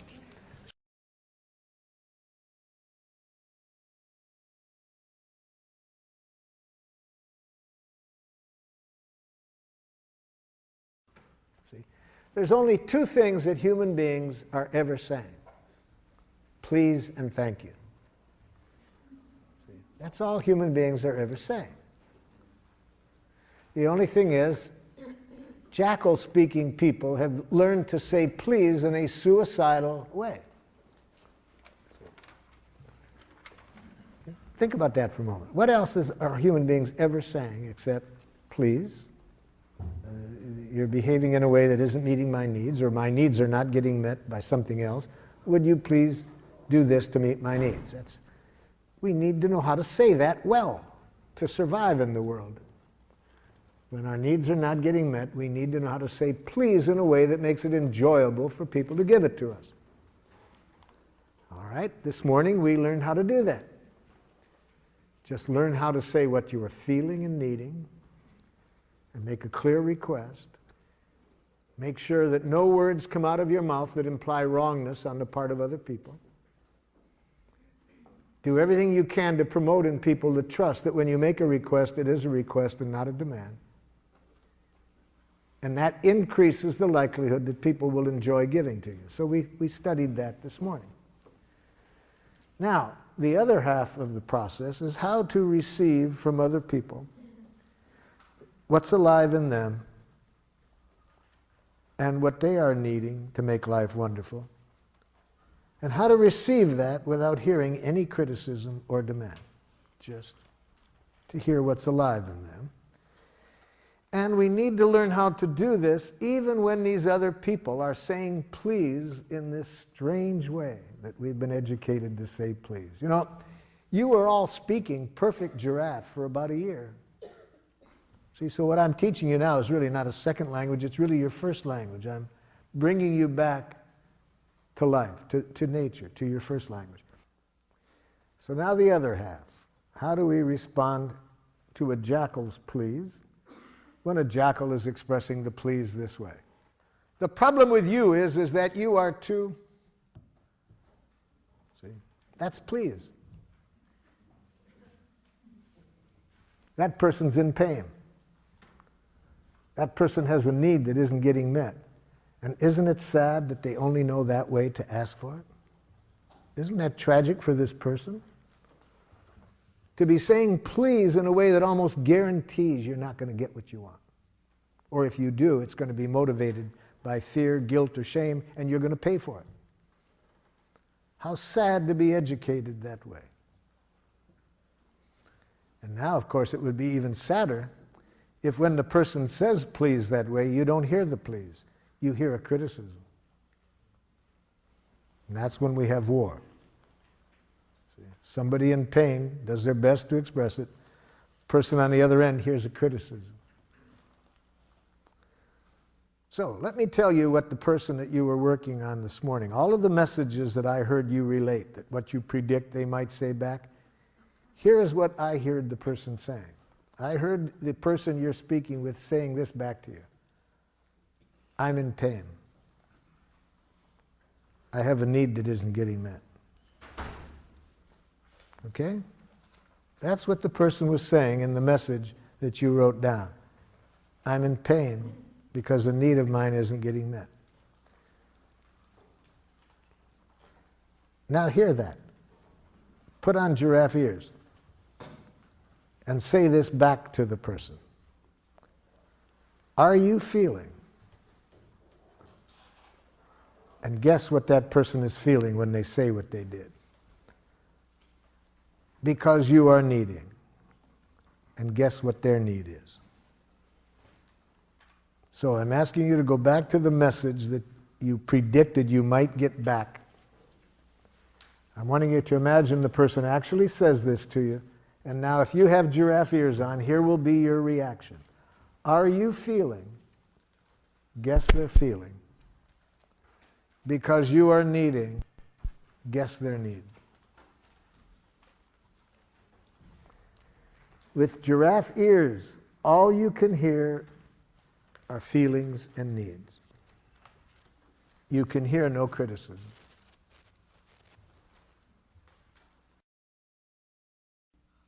A number of years ago, I was working with a group of women in religious life, and they had a conflict for some 15 months that was creating great pain within their community, and they asked me to help them resolve this.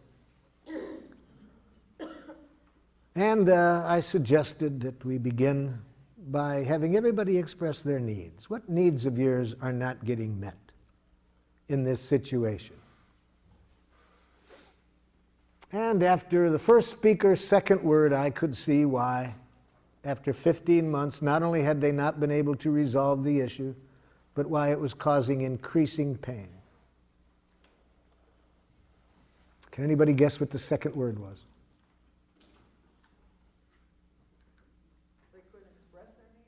But what was the second word? First word was I. I think. Yes.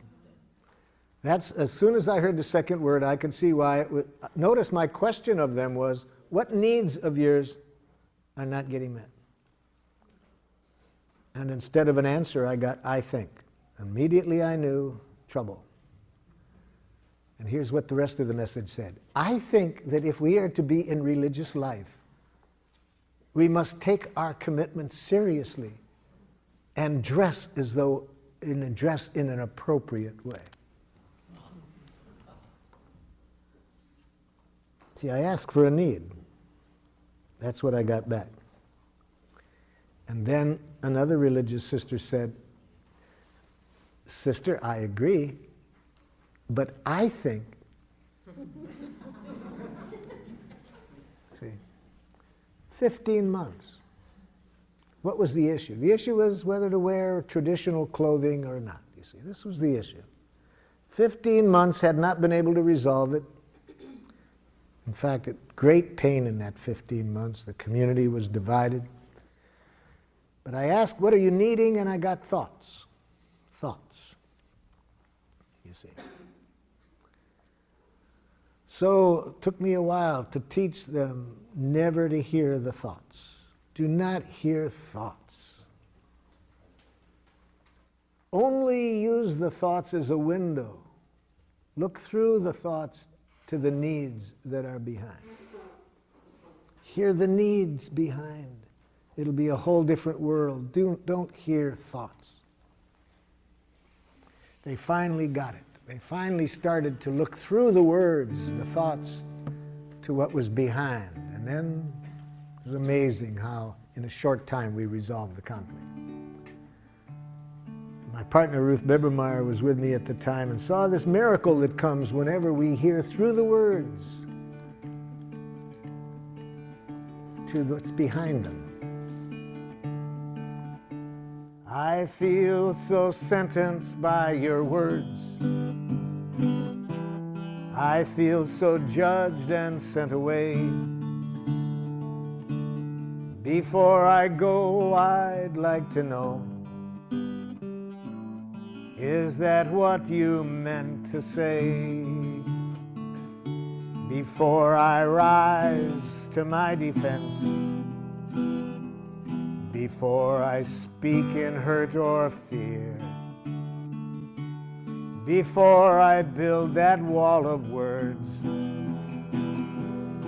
tell me, did I really hear?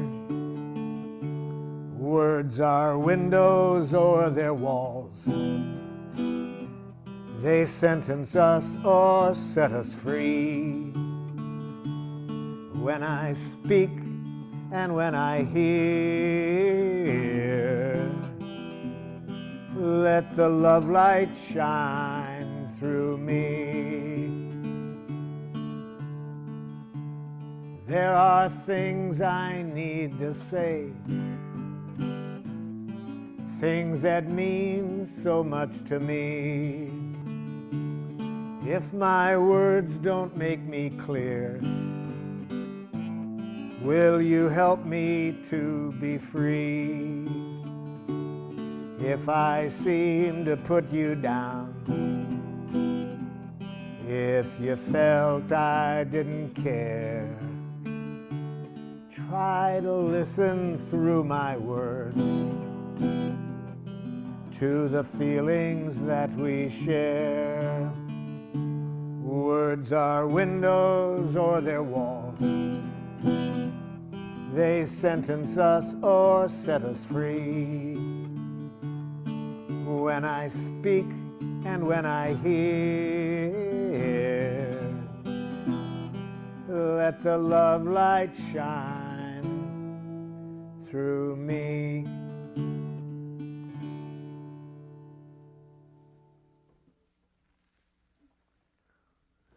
So, with your giraffe ears on, you hear the feelings behind the words.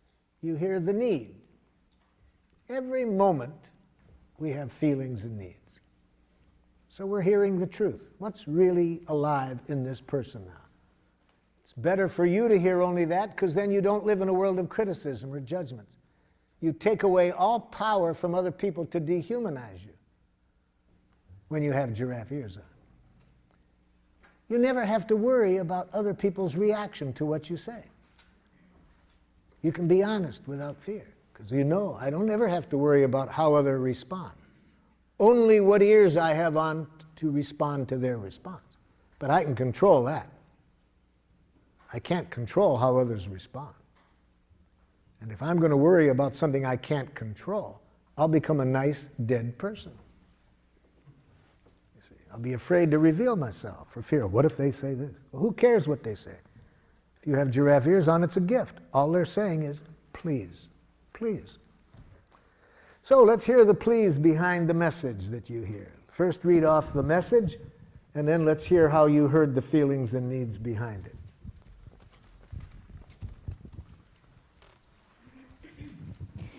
What I expect my daughter would say was, I can't control myself when I'm so angry.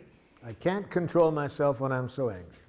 And when I thought about it, I would think I could say, are you feeling frustrated because you are needing some other ways to express your anger? That's what I ask you to do, to try to hear the feelings and needs. And even if that's not accurate, notice what it does, even if it's wrong. It demonstrates a value. It demonstrates that you value what's alive in that person. That you're taking the time to try to connect with what's alive in that person. When people trust that that's what's interesting to you, already we can solve anything, you see. What makes it hard to resolve things is when people feel the other person is only interested in winning. They don't care about me. They're just out to show me that I shouldn't do this. But by just stopping and trying to connect, you've demonstrated a powerful value, that you value what's alive in her. Okay? Another one. Yes? Related to my son, are you feeling distressed, confused, because you are needing help? That's the idea. Again, even if it's not accurate, it gives notice, even if it's not accurate, it brings the other person's attention to their needs. Gives them a chance to correct it. Better to be guessing wrong what a person needs is than to hearing what they think. You'll be living in a different world when you are trying to connect with their needs than the world you'll be living in if you hear what they think.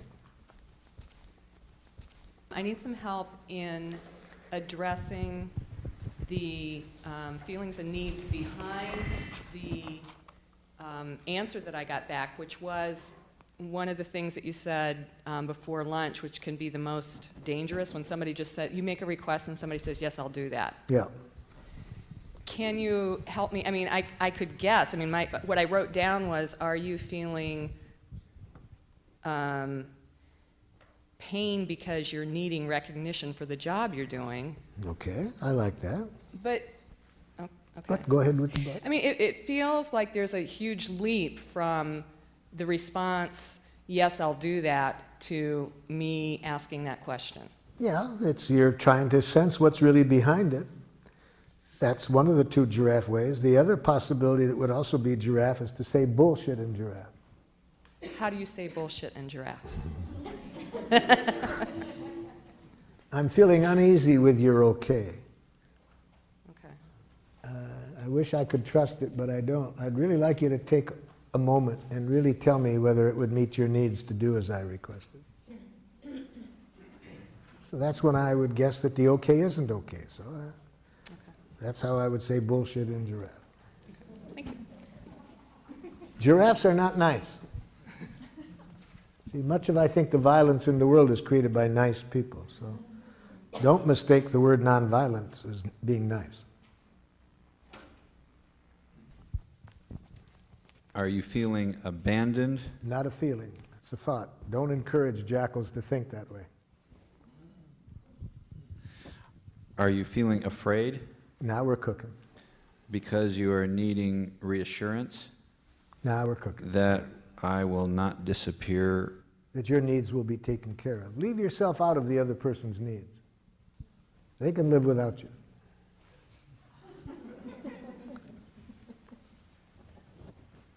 All of their needs can be met without you. How could I satisfy your needs? That is a valid question. How could I satisfy your needs? That's a jackal question. That kind of question, if the other person is smart, they'll take the Fifth Amendment. Yeah. This was an answer to when my daughter said, "You sound like you're reading from a book." You sound like you're reading from a book. And I say, are you feeling scared, separate, or alienated? And are you needing to be responded to in a genuine, heartfelt way? Yes, but you're doing it again when you do that.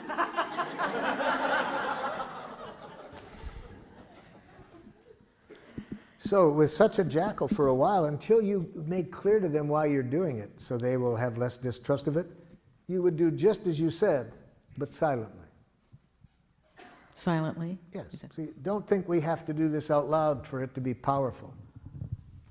It can be powerful if we don't say a word, as long as where our attention is here, you see. So you might have heard just that, but maybe not have said it out loud. See? Yeah, see, that's all you can hear with the giraffe ears on. And you can hear that even if you're silent. You don't have to say out loud. You could just have heard that. But you'll show that your attention is here from your eyes. Because when we're hearing what is in a person's heart, our eyes are different than when we're hearing a criticism or when we're making a criticism. You see? Our eyes, it's not subtle. Now, the advantage in being able to say it out loud is the person can correct us if we're not accurate.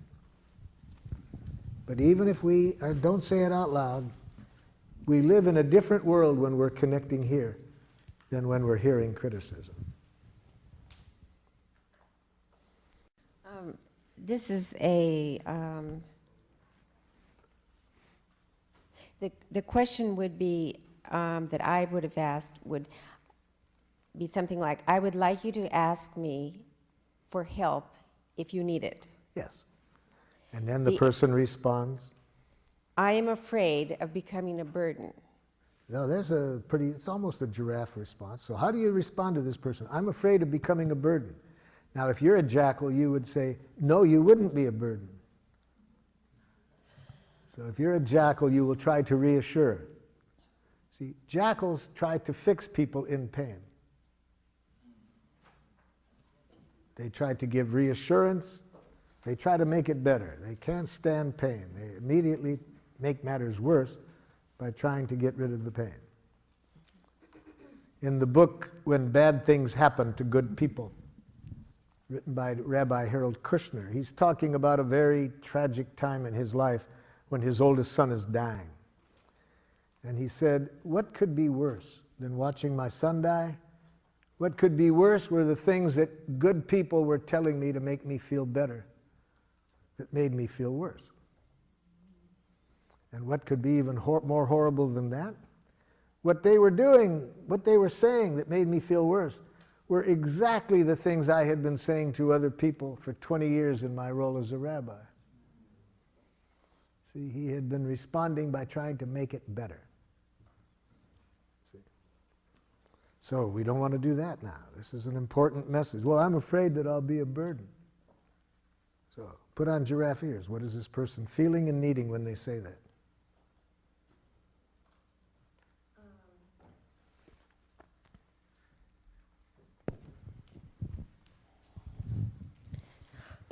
Are you feeling Afraid? They've already told you the feeling. That's easy. So the afraid. Are you? So you're feeling afraid because why?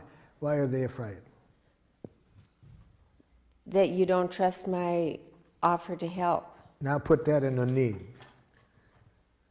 You need some reassurance. That I'll really be there? No.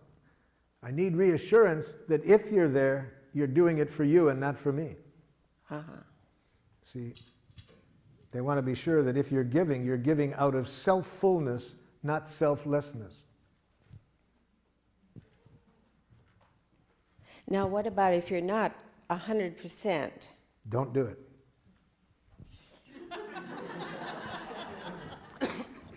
I would suggest you heed Joseph Campbell's advice when he, having studied all the basic myths of the world and the basic religions, concludes that if there's one wise thing that seems present in all the basic religions, it's this: don't do anything that isn't play.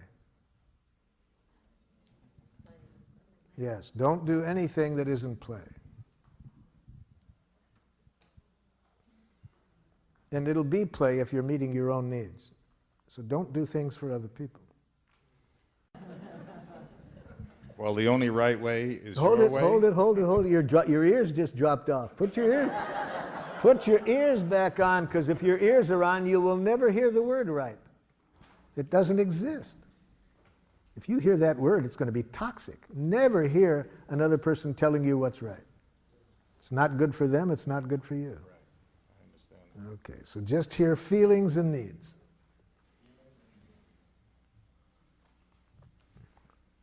I tell you 30 times you don't listen. My God, can't you see this bed? Pardon? No, you don't. You're proving now you don't. Isn't it funny If you were listening, you wouldn't say, I listen. Isn't it funny how he always comes in? Pardon? It's funny how he always comes in. Yeah. So, what's this person feeling and needing?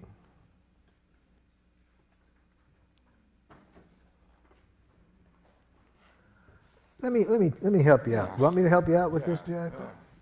Let me put on some giraffe ears here. So, Jackal, is it that it's frustrating when you have a certain sense of order and you'd really like to have that order maintained in the house? Well, that's a part of it, but that's not the only thing. I've told him over and over again. Oh, so is it that you feel hurt because you have a need to feel like your needs matter? Yes.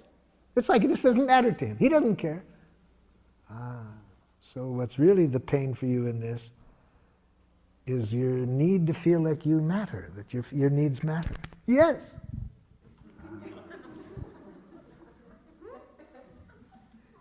So how do you feel when you hear the jackal say this?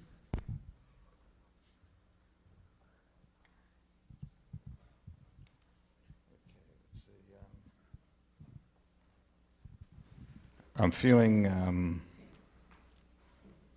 like I don't, well, that's not a feeling. I'm glad you're catching it. Feeling confused. Yeah? Feeling confused, primarily because I can't identify the needs that are being expressed. So you would really like to be able to hear a need like that when it's really going on? Yeah, I would like that. Yeah. You don't act like you do. Hold it, Jack. No, hold it, Jack. That isn't going to make it easier for him, Jack. That isn't going to make it easier. So it's really painful for you. It's hard to believe that he cares enough to really matter. Yes, because I've told him over and over, so it's really for you an issue of whether your needs matter. Yes. I'm feeling that it's not so much the beds or the dishes, though. Feeling it's something else. I'm just telling you what it is. It's the general fear I have that my needs don't matter to you. How do you feel when the jackal tells you that?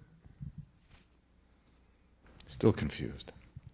What makes you confused about this? Because I don't know how to respond to those needs. What it would take is just empathy. If she could just feel the empathy that I just gave her. If you could just say, are you feeling in pain because you have the need for reassurance that your needs matter? Yes, yes. I've tried to tell you that for years. You don't listen. Now it comes in. I guess now I'm feeling sad because I'm not meeting the needs. Hold your sadness. She needs more empathy. See, this is what often happens. We get to our feelings too quickly.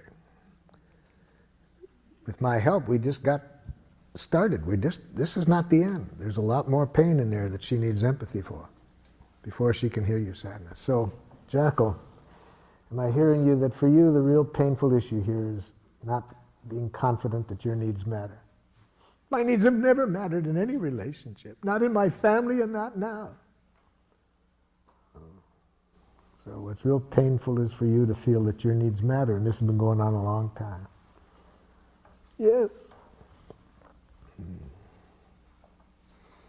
Yes, I do everything I can. I've told him over and over again. So you do everything you know how, and when your needs still don't get responded to, it really hurts. Yes. Now, see, it hasn't been easy for me to give this jackal empathy. I was wanting to jump in and educate her, but the way you're asking for it, Jackal, I think is going to make it hard for people to give it to you, see? I've wanted to say that almost every time. So I had to take a deep breath and realize empathic connection before education.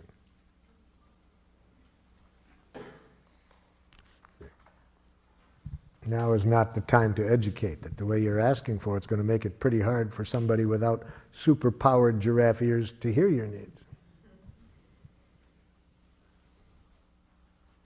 Question on that. Doesn't this situation require some kind of resolution or solution? Yes, or yes, and almost yes. And the resolution, the solution will find us when the connection is there. Now, what connection? You see,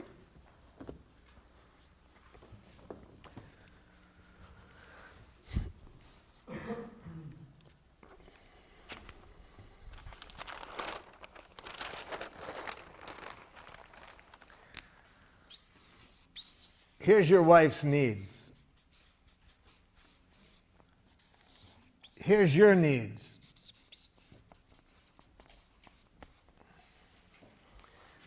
When she hears your needs without hearing any criticism or demand, and you hear her needs without any criticism and demand, the solution will find you. The conflict will resolve itself. It does need to be resolved. But what most of us do, we skip this and go right to here. For example, I sometimes do workshops just with married couples or other people living together in a love relationship. And what we do to begin the workshop, we identify the couple who has had a conflict, the longest outstanding conflict that could not be resolved. And I make a prediction, and it's right. My prediction has been accurate in maybe, I'm sure, at least 75% of the cases. But my prediction is this, that we will resolve the conflict within 20 minutes. Within 20 minutes from the point at which both parties can tell me what the other party is needing. Okay? Now, one time we found a couple married 39 years. 39 years had a conflict, had not been able to resolve this conflict. The wife said to me, Marshall, I can tell you right now, we're not going to be able to resolve this within 20 minutes. We have a good marriage, we communicate well, but this is just one of those things that we're different people and we just have a conflict here. Now I said, let me correct one thing. I didn't say we're going to resolve it within 20 minutes. I said within 20 minutes from the point at which you can both tell me what the other party is needing. Oh, she said, Marshall, when you've been married 39 years and you've talked about something almost every day, I can tell you we understand each other. The problem isn't that. We're just two different people in this issue. Well, I said, I've been wrong before. I can sure be wrong this time, but let's see. We'll find out within 20 minutes. So first, tell me what his needs are in this situation. He doesn't want me to spend any money. He responds immediately, that's ridiculous. 39 years of communication.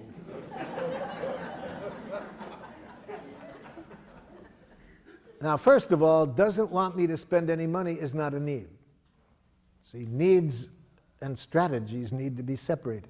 They had been talking about how much money she could spend and not spend, but the more important issue there was whether who takes care of the checkbook. He unilaterally controlled the checkbook, which was really the main issue between them. See, but I'm saying I don't even want the couple to talk about the strategies or the solutions until the connection is there. When the connection is there, the conflicts usually resolve themselves. So I pointed out to her, no, that's not a need. And even if it was, notice he's saying that's not accurate. Well, she said, okay, let me then tell you what his needs are, Marshall. You see, he's just like his own father. They both have a depression mentality when it comes to money. I said, stop. Now I'm hearing psychoanalytic jackal. And I was going to take another 39 years if you get into that. No, I'm not asking for an analysis of his personality. I'm saying, what are his needs? She didn't know. After 39 years, she had no awareness, consciousness of his needs. So I said to him, okay, well, she doesn't know. Why don't you tell her? Well, Marshall, let me tell you what her needs are. You see, she's a lovely woman, wonderful mother, a wonderful wife. But when it comes to money, she's totally irresponsible. Here comes another 39 years, you see. I ask for a need, and he gives me a diagnosis. And, of course, she immediately says, that's unfair. I said, hold it. So I could see they didn't have a need literacy, so I had to loan them my ears. So with giraffe ears, of course, I'm conscious that all judgment, she's totally irresponsible, is a tragic expression of an unmet need. You see? So if she would have had these ears, they would have been able to resolve this in the first year of their marriage. But she didn't. She was taking it personally. So I helped them out. I said, when you say she's irresponsible, are you feeling frightened and need to be sure the family is protected economically? He said, that's exactly what I mean. Well, that wasn't what he had been saying for 39 years. But he didn't know how to say his feelings and needs. Okay, so I've got his needs identified. He was scared, wanted to protect the family economically. I turned to his wife and said, could you tell me back what you heard him say? But because I did, one time I overdrew the checkbook when we were, first married, now he thinks, I said, excuse me. Notice what the first word that she said was, but. See, she doesn't know the cardinal giraffe rule. Never put your butt in the face of an angry person.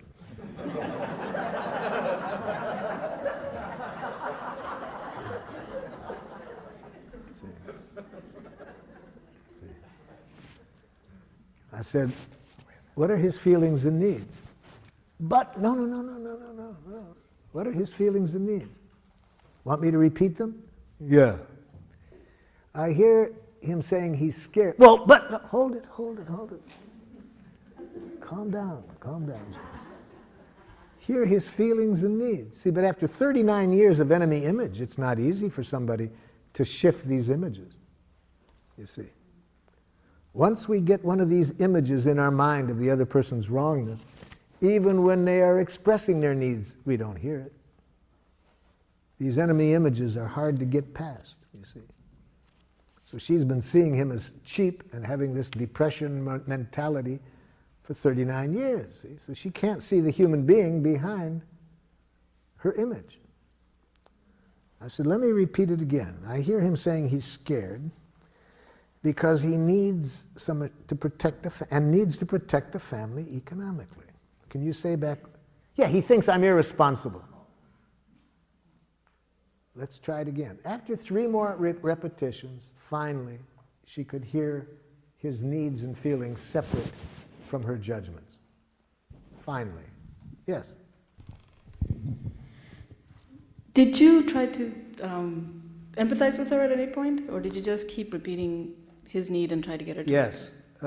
After I had tried twice to get her to hear it, I could see she was in too much pain to hear him. So I had to do what I was just demonstrating like this. Actually, I had needed to give her some emergency first aid empathy. So you did do that. Before I could pull her by the ears to get her to hear him. So if after I tried 2 times to pull the jackal by the ears, it's hard to do that because they keep trying to bite, you know, then I back off. So it really hurts when you hear criticism. Yes, I mean, blah, blah, blah, blah, blah, blah. Yeah, and so you really need to be trusted. Yeah.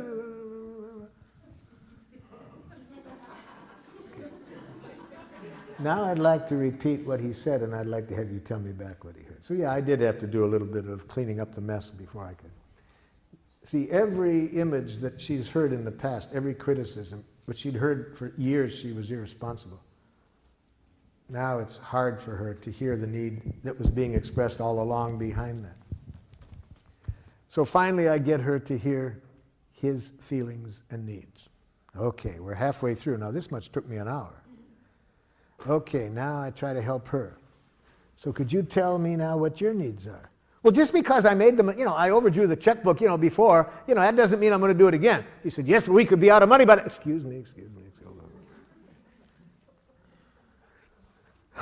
So, you're really frustrated, and if I hear you correctly, you have a need for some trust that you can learn how to handle money. Yes. Okay.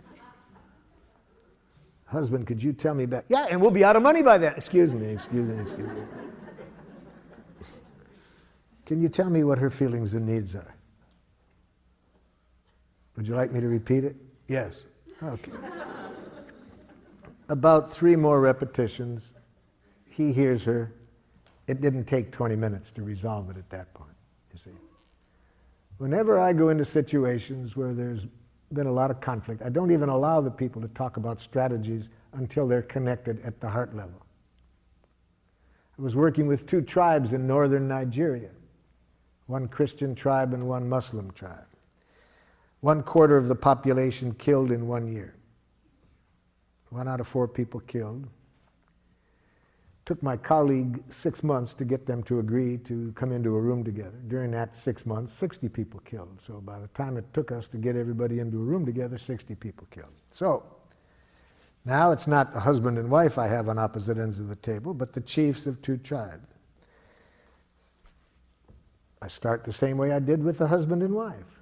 I'd like to hear you express your needs. What needs are not being met? I'm pretty much guessing ahead of time I'm not going to get an answer to my question, because if people had been communicating at the need level, there wouldn't have been 100 people dead. So I wasn't surprised when instead of getting an answer to my question, I got this back. These people are murderers! Well, you've been trying to dominate us! See, I ask for needs, I get back diagnoses.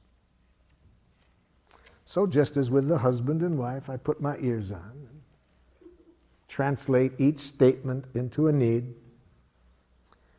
get the other side to hear it. It wasn't easy. I had to do a lot of first aid empathy to get, because like when I got this person behind murderers was, so you are frightened of any use of violence to resolve conflict and want some agreement to resolve it in some other way? Yes, exactly. Okay. Could you say back what you heard? Then why did you kill my child? So it wasn't too easy. But anyway, it took about an hour again for me to get one need expressed, one need heard, one need expressed, one need heard. And one of the chiefs who hadn't spoken yet said to me, if we know how to communicate this way, we won't have to kill each other. See, it just took 1 hour to see that if they can just stay connected at the heart level, nobody has to die. There's plenty of resources for getting everybody's needs met. But we lose that when we get up into our head and start to analyze wrongness. Yes? But does this need understanding develop into sort of not necessarily a give and take, but where one person would give in to the other person's need? No compromising in giraffe. Not necessary to compromise. Everybody's needs can get met. Nobody has to give in. Nobody has to give anything up. Because I agree with you, I have to say, and especially when it comes to doing things for other people, because my theory is that if I do something for someone else, that gives a person power over me. Well, whereas if I do would it put for it this myself, way. If you do anything that involves giving in, both people pay for it. Nothing has been resolved. It's going to create problems. So is there a needs dialogue or needs literacy you mentioned that I have understanding what they are? need literacy in my book. And if you want to develop your need literacy, I suggest you do the following activity. First, identify your most frequently used jackals, the ones you use the most, and next, the ones you're the most afraid of. Do it this way. First, on a list, make a list of how you talk to yourself when you're less than perfect. And those of you over here who said you were perfect, you'll have to skip this part of it. But for those of you who aren't perfect, make a list of how are you most likely to speak to yourself when you're less than perfect. So that's jackal list number 1. Next, make a second list. What are the jackal messages that go on in you when you are angry at others? So when you're judging others and are angry, what are you most likely to be saying to yourself or out loud about the other person? So that's jackal list number 2. Jackal list number 3. List those things that when other people say it, at the moment you respond to defensively or aggressively. And put on that list things that you have been so afraid that people might think it of you, that you've become a nice dead person to avoid it. So in other words, put into that list not only what people have said that got you defensive, but things you're scared of they might say. Okay, now do this exercise to build your need literacy. Go back over that first list where what you say to yourself when you're less than perfect. Now, for each judgment, think of what might have been the stimulus for it. See, you've got to relate each of these to a specific context. So, say to yourself, let's say the first thing is you have on your list number 1, what a dumb thing to do. Okay. Think of what you might have done to stimulate that. Okay. Then put on giraffe ears and hear the need behind stupid. See, I'm saying that all judgments are tragic expressions of unmet needs. So ask yourself, when I say that to myself in that situation, how stupid, what need am I expressing through that judgment? What need of mine isn't getting met? And here's where you can use the list in my book. If you can't come up with it yourself, just look through the list and your body will tell you when you're getting close. Really, because, yeah, that's what my need is. See, the need comes much closer to the truth than any judgment you make of yourself. So do that for every item on the list. Second, what you tell yourself when you're angry at others. Again, identify concretely what the other person might have done to stimulate this. Then ask yourself this question: when I judge people as idiots for doing that, what need of mine was not being met in that situation? Again, try to guess it without my list, but if you can't find it, look through my list to find one that comes closest. The third list, what others say to you to get you defensive. Practice putting on the giraffe ears. Imagine what you did to stimulate it. And in that situation, guess what the other person's needs were that weren't getting met. So you see, it's just learning a new language, learning for every time there are these jackal judgments, to as quickly as possible to bring yourself back to life. Or more specifically, connect to needs. Needs are life. Yes? My question is, I never know what to do when I know I'm never going to meet another person's, expectations of me. Yes. Well, first of all, never hear an expectation. That's thoughts. Expectations are thoughts. Don't hear it. Don't even hear expectations. Hear what the need is. What is the need that the person is asking for you to meet? You don't want to live up to expectations, but it is fun to meet needs. Do you think that that human beings can always meet other people's needs if they're real? All of our needs can be met. I don't think you have to do it. There's several billion other people that could meet the other person's needs. Even if you could do it, you may choose not to. I see. And that won't be a problem. The other person can hear a no if they first feel empathy for their feelings and needs. That will leave them feeling at least that their feelings and needs matter. Right. That makes sense. Yes. But then again, you have to know how to say no in giraffe. That would be good for me to learn. Well, let me help you out. Never use the following words when you're saying no in giraffe. No.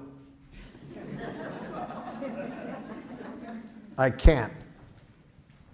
I don't want to. I don't have time. It's not possible. Okay. Now you know how not to do it, right? Now here's how you do it. To say no in giraffe, you need to be conscious that a no is a poor expression of a need. So say the need that keeps you from saying yes. No. So if you had giraffe ears on just now, you wouldn't have heard me saying no. You would have said, what is Marshall's need that's keeping him from saying yes? And you might have said back to me, Marshall, are you having a need for completion of other things you'd like to do right now? You see? You would have tried to hear the need behind the no. So what I said is, all no's are tragic expressions of a need. So say the need that keeps you from saying yes. Don't say no. The way that I have this framed, I feel as though I am responding to a person's expectations. So it's a work environment. Are you feeling afraid of being held responsible for the quality and quantity of the work that I'm doing? And this is to a supervisor. Are you feeling scared and need to protect yourself? That might be the need that I hear you guessing. Are you feeling scared and need to protect yourself in this matter? I guess when I hear that, I feel afraid because I'm inferring that there's a danger and that they have a fear of some danger. If this is what you're guessing is alive in them, you're not saying it's right. See, we never say you are feeling. We always say, are you feeling? We may be wrong, but we're trying to get clear what's going on in this person. Are you feeling afraid and need to protect yourself? And taking the my performance part out of it. You're Yes, saying take yes. the me out of the Yes. Just giraffe try to ears. hear the feelings and needs without you.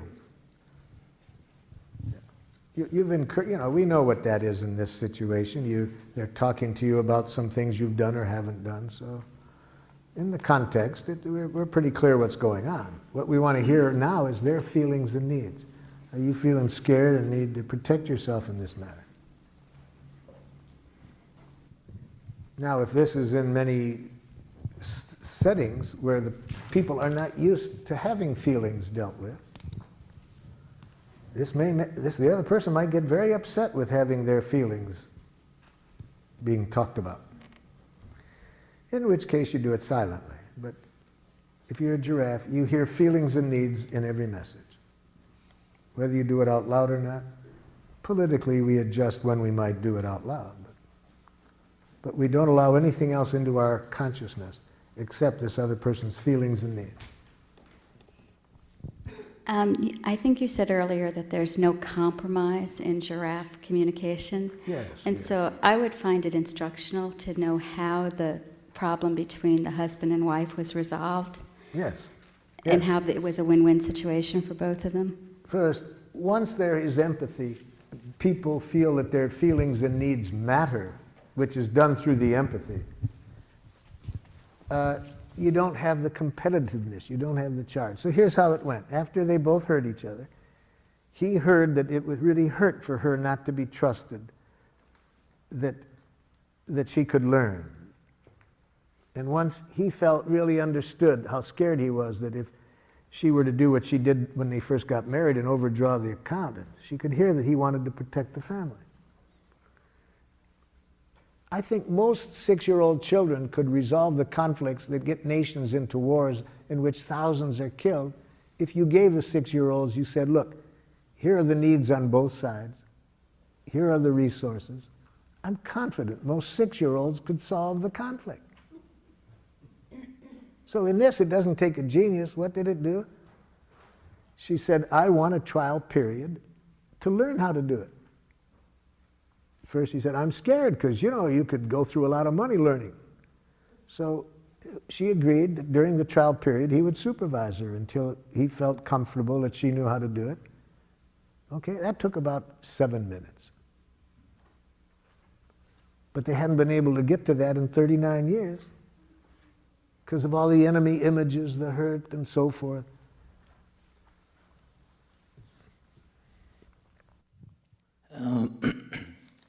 How do you deal with a situation when you have similar needs and you attempt to express them to each other and you sense as the emotions build up because of apparent competitive edge working that our mutual needs are not being heard by either of the jackals? Then you either need to get a third party to give both of them the empathy they need to hear each other. So if the two people are in pain, they don't know how to give themselves enough empathy to be able to hear the other side, then you need to get a third party to give the empathy of each of them so that they can then hear each other. And that third party should be together with these two individuals or separately? There's different ways to do that.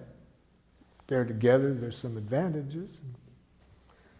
But it could be that to give empathy to both sides separately and then help each side to hear the other side and then bring them together. Mm-hmm. Thank you.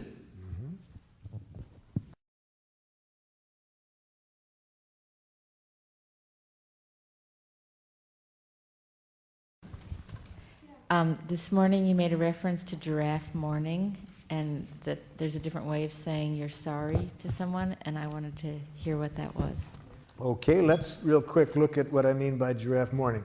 Think of something you did that you wished you hadn't done. And recall as best you can how you talked to yourself when you said it, or did it, whatever you did. So, what did you do that you wished you hadn't done after you had done it? And give me a sample of what you said to yourself when you did it. You have one in mind?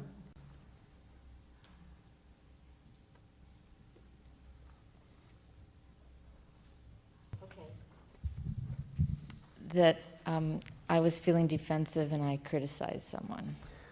So, what you did is you said some things to another person that you wished you hadn't done. Right. Okay, and what did you say to yourself when you did that?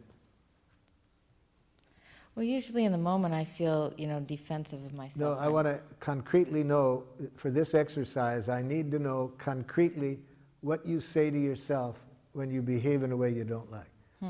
This is very important to answer your question about giraffe morning. It's very important to identify what your inner educator is saying to you. See, all of us have an inner educator whose function it is to educate us when we are less than perfect. Now, most of us made the mistake of sending our inner educator off to a brutal jackal academy for inner educators. And so it's important to be conscious of how our inner educator talks to us. So that's what I'm asking you. When you said what you did to your husband, what did your inner educator, how did your inner educator try to educate you? It said what to you about what you had done? In the moment or later? Either one. Well, the point when I start to feel regret or sorry is later. Which at any point, what did you say to yourself about what you had done? Okay. I said, I'm a bad person. Now that's enough, you see. See, your inner educator tries to educate you through penitence, through making you hate yourself for what you've done. It uses language that implies there's such a thing as a bad person. All right. Now, if you apologize out of that energy, that's jackal. Any apology that comes out of thinking you did something wrong is not going to be good for you or the other person. You with me so far? Well, I know it feels bad. Yeah, it feels bad. And I really want you to feel bad in this situation, but I want you to feel a sweet bad. A sweet bad that will help you learn from this without hating yourself.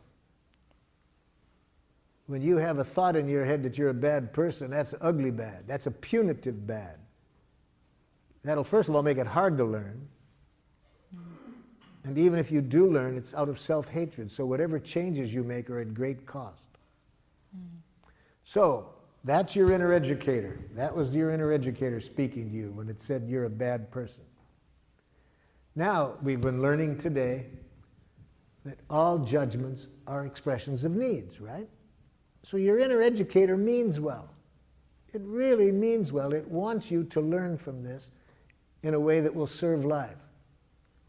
It means well, it's just its language that sucks. Okay? So we don't want to hear what the inner educator thinks about us. We want to hear the need that isn't getting met, that it's trying to call to our attention. So what need is your inner educator trying to bring to your attention that you didn't meet by how you behaved?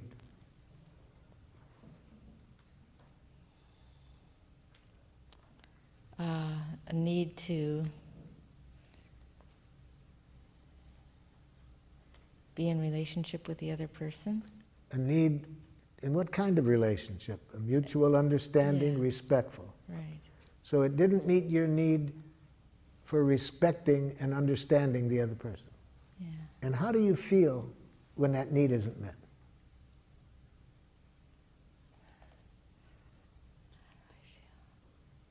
Guilty.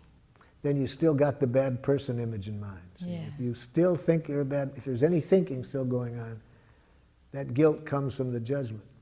Well, I feel separate and isolated. But how do you feel? What emotion do you feel about not meeting your own needs for understanding and respecting? See, the guilt comes from that image of bad person, but what feeling comes from not meeting your need to respond to this person with respect and understanding? Sad? That's a sweet pain. See, that's giraffe mourning. So if you say to the person, you know, the way I talk to you, I feel really sad. It doesn't meet my need for respecting you and understanding you. You see, there's no image in there that I'm a bad person. I'm sad. I didn't meet my own need for respecting and understanding you. Check with the other person what they'd rather hear. Whether they'd rather hear the giraffe mourning or the apology that you're a bad person. Yes. I'm having a little problem trying to find the teeth in this model somehow. it seems like everything is, even though we're talking that it's on a feeling level, everything seems, the way I'm interpreting anyways, is sort of on a mental level as opposed to an emotional level. And I guess I operate a lot from my gut, and I'm trying to get down to that somehow. So I need some help with it.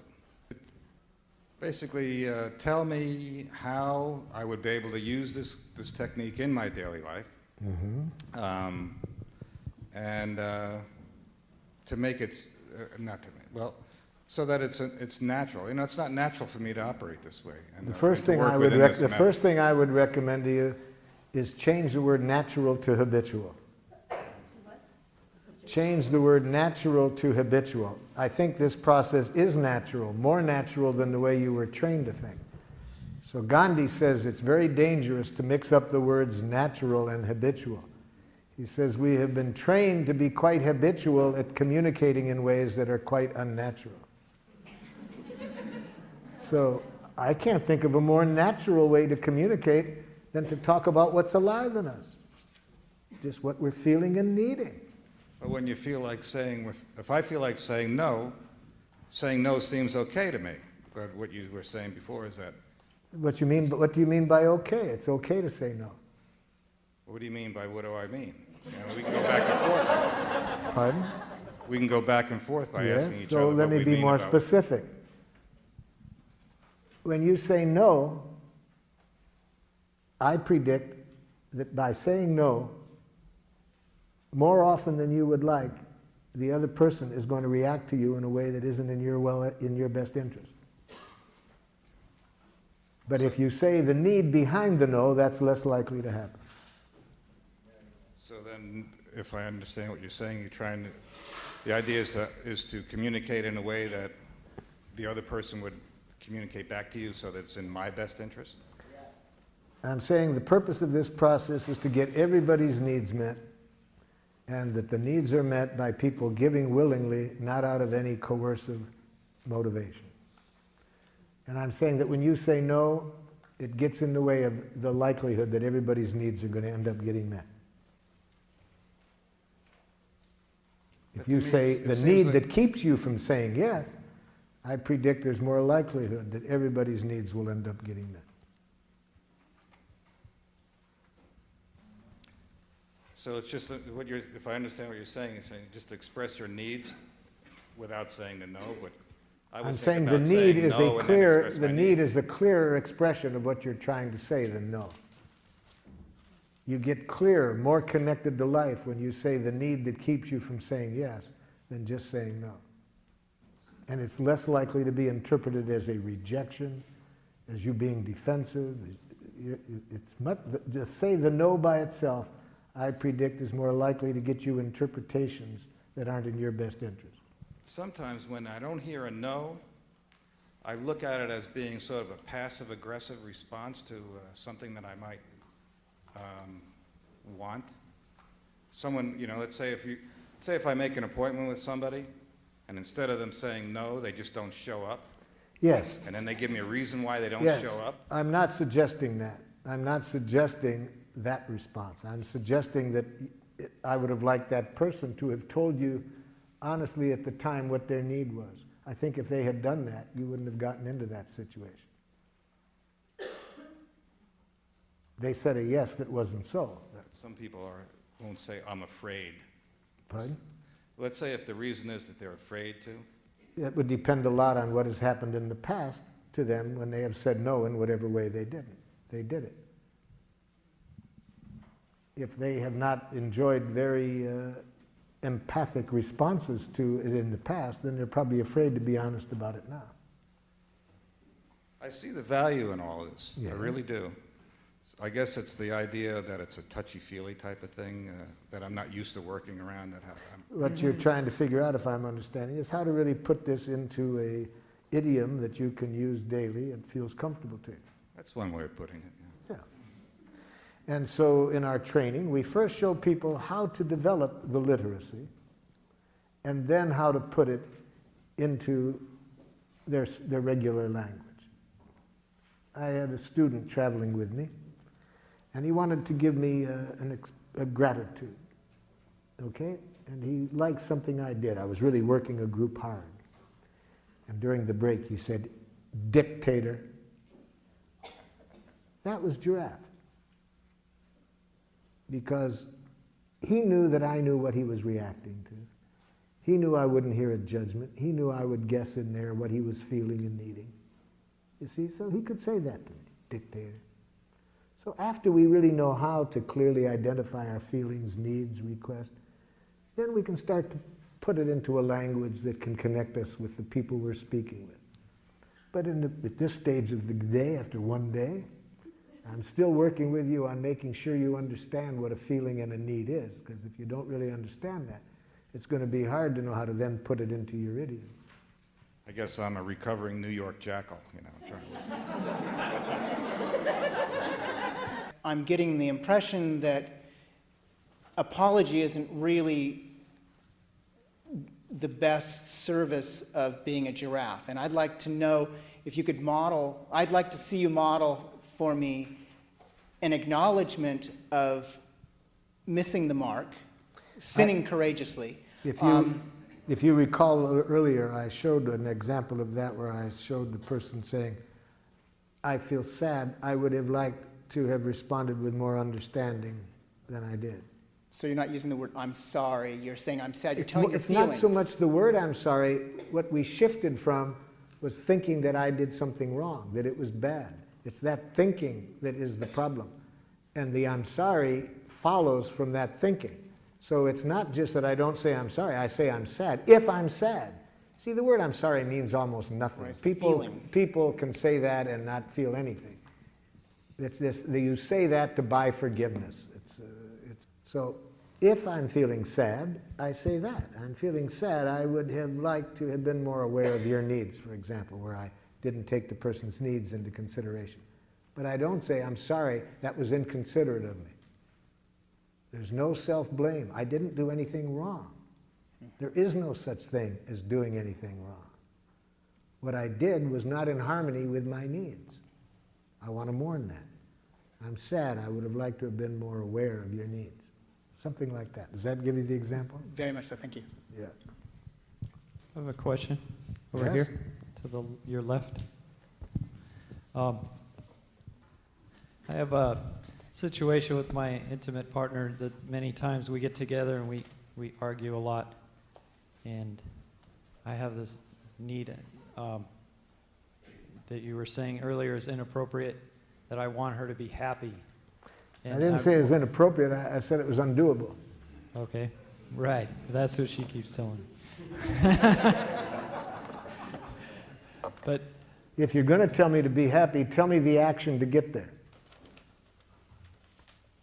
That I can do. If you tell me an action that you predict that if I do that, I'll be happy at the end, it would be helpful. Tell me the action. Don't just tell me be happy. Don't tell me to have confidence in myself. Tell me what you would like me to do to feel that confidence. The action will get me there, but just telling me what to feel puts me into a paradoxical bind. okay. Well, one of the other things would be when we get together, I don't necessarily want to be going somewhere with her if she's not in a good mood at that time, or if there's some kind of Yes. tenseness or Then something. empathize with why I'm not in a good mood and I'll be in one. But telling me that I got to be in a better mood for you to want to go with me gets me in a worse mood. Okay.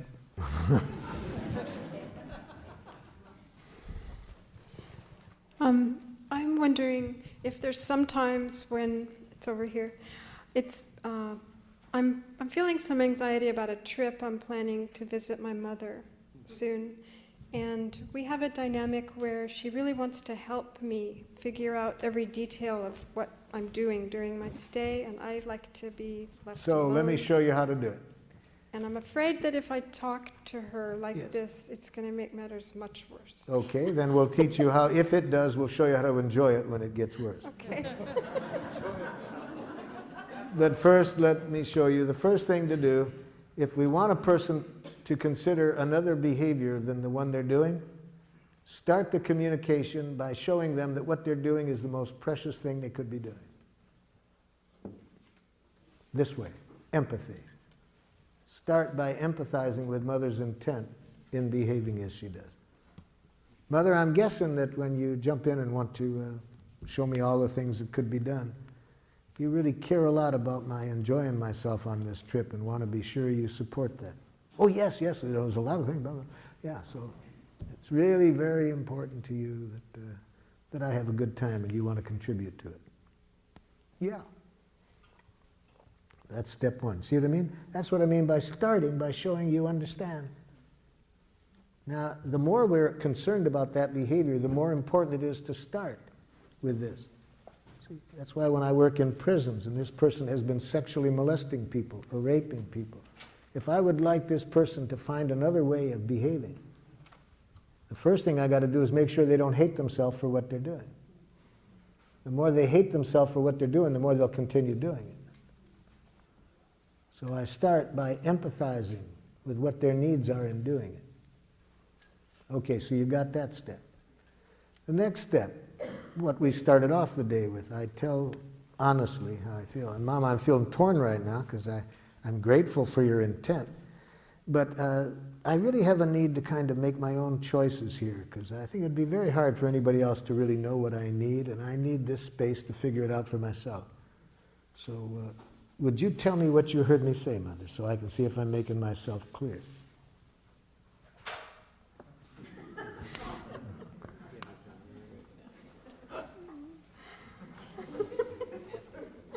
So now I know Mother didn't hear me. Now I know Mother didn't hear my needs. She probably heard a rejection. She probably heard that she's not valued.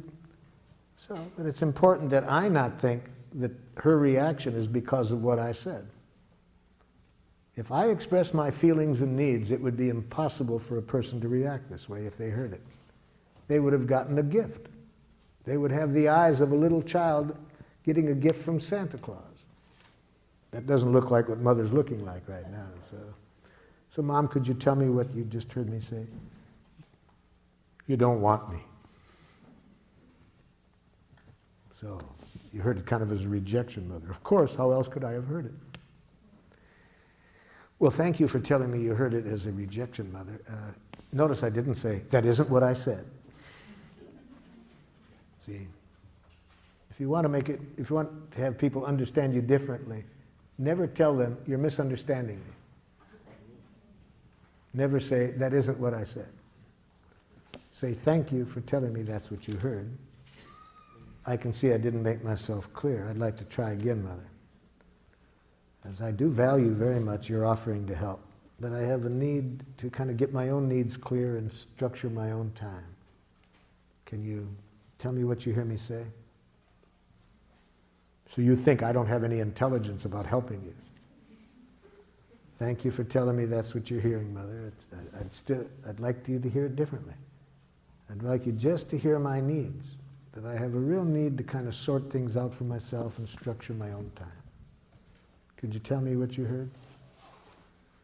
See, you have a need to kind of get clear for yourself what you want and to figure things out. Thank you, Mother. See how easy it is to get empathy from a jackal? Just about 3 ear pulls and I got it, right? Now there are some 8-pull jackals too, I know that. But I can tell from how sweet you are, your mother is a 3-pull jackal. Thank you.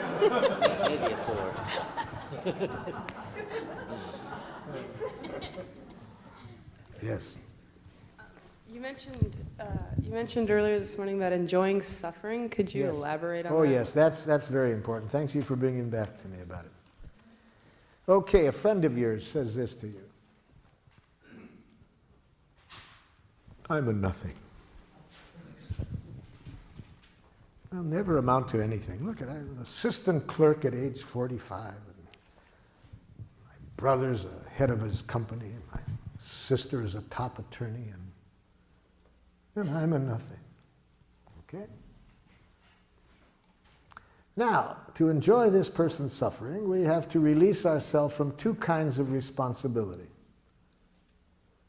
First, that we didn't cause the pain. And we want to release ourselves from that, especially when the other person is trying to make us believe we did cause the pain. See, so if this person had started, and you're at fault for all of this, why am I nothing? Especially when a person says that, we do not want to in any way think we caused this person's pain, because you can't cause another person's psychological pain. Well, in this case, the person wasn't saying that, so that's pretty easy to liberate ourselves from feeling responsible. But the second one is the hard one. To think we have to fix it, to make the person feel better. The more we think it's our job to make a person feel better, the more we're going to make it worse. Because you can't fix people. The good news is you don't have to. There is a very powerful healing energy always available if we don't block it. And how do we block that energy? By trying to fix things ourselves. So how do we help that energy do the job? By empathy. And empathy requires presence, just to be present. When we are just present, when we are remembering the Buddha's advice, don't do something, stand there. When we do that, and that energy works through us, there is a precious connection between that person and us. And that precious connection is what I mean by enjoy the pain, to enjoy that precious connection. And whether this person's feeling joy or pain, if we are present there with them, that's what I mean. But we block that beautiful energy whenever we step in and think we have to fix things. So if we say, oh, there, you'll feel better, it'll get over it, we make it worse. When we start to give advice, we make it worse. So what does that look like? So you're feeling really discouraged and really would like to have achieved more in your life at this moment than you've done. Yes, I've had every opportunity, and look at me, I've just never made use of anything, you know.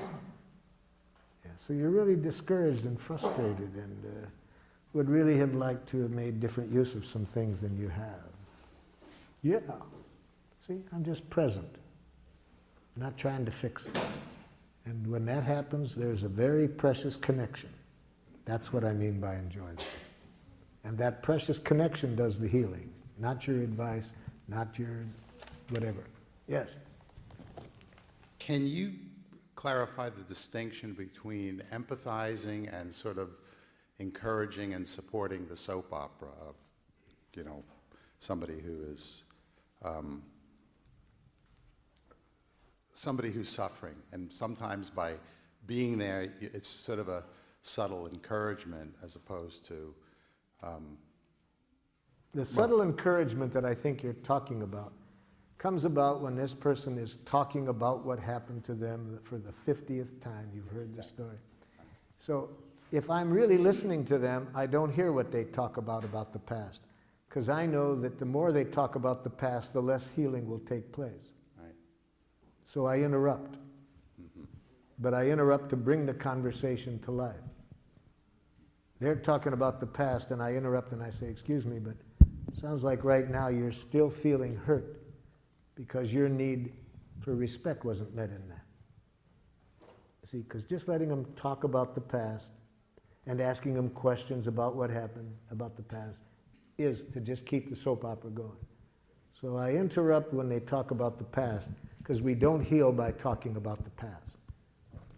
We heal by talking about what's alive in us right now, stimulated by the past. But it's what's here now. And when I connect at that level, they won't keep talking about it. They'll heal. Last question, and then I'm going to get into the subject that I'd like to cover before the end. Yes?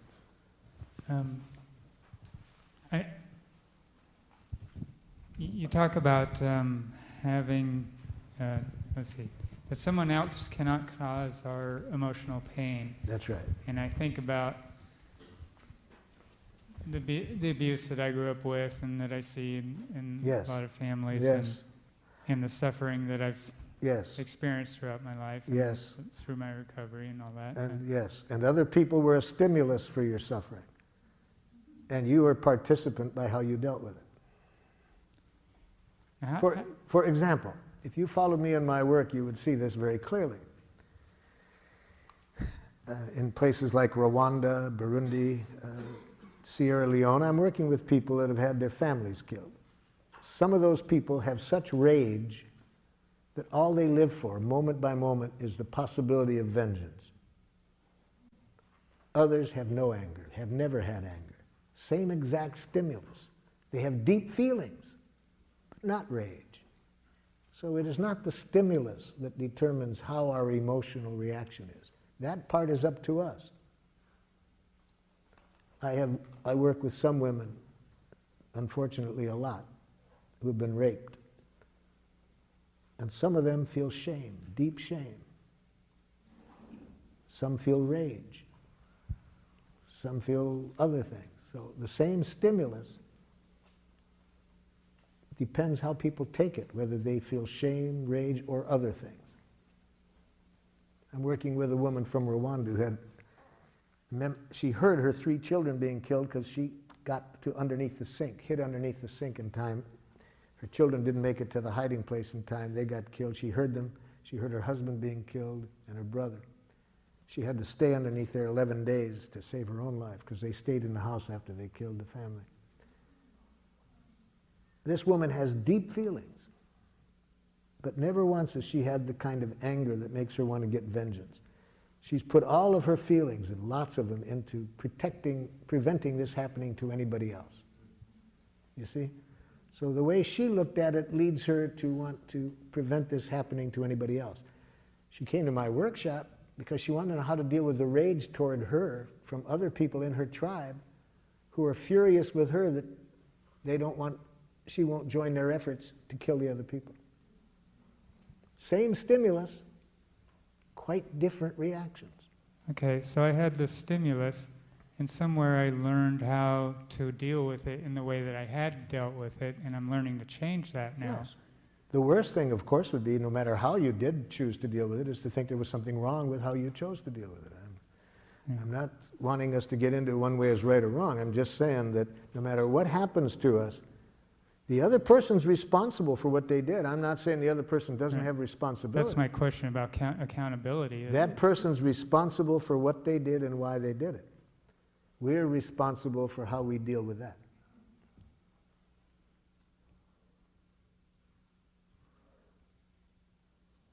Okay? Let's get in. I'm just wondering how a child becomes responsible. I mean, still, children. The first thing I do is I wouldn't want to teach the child the lesson I just taught you until I had given that child all the empathy that child needed, and I would guess it would be a lot. So I can see myself dealing with a long time of hearing this child's enormous pain as a result of this. But then, in the course of this, I would be seeing this child having some pain created by how they looked at it. So I would see that they're creating pain on top of pain by how they looked at it. So, after the child had all the empathy he or she needed, then I would do what I could to get them to see it in a way that wouldn't create unnecessary pain for themselves.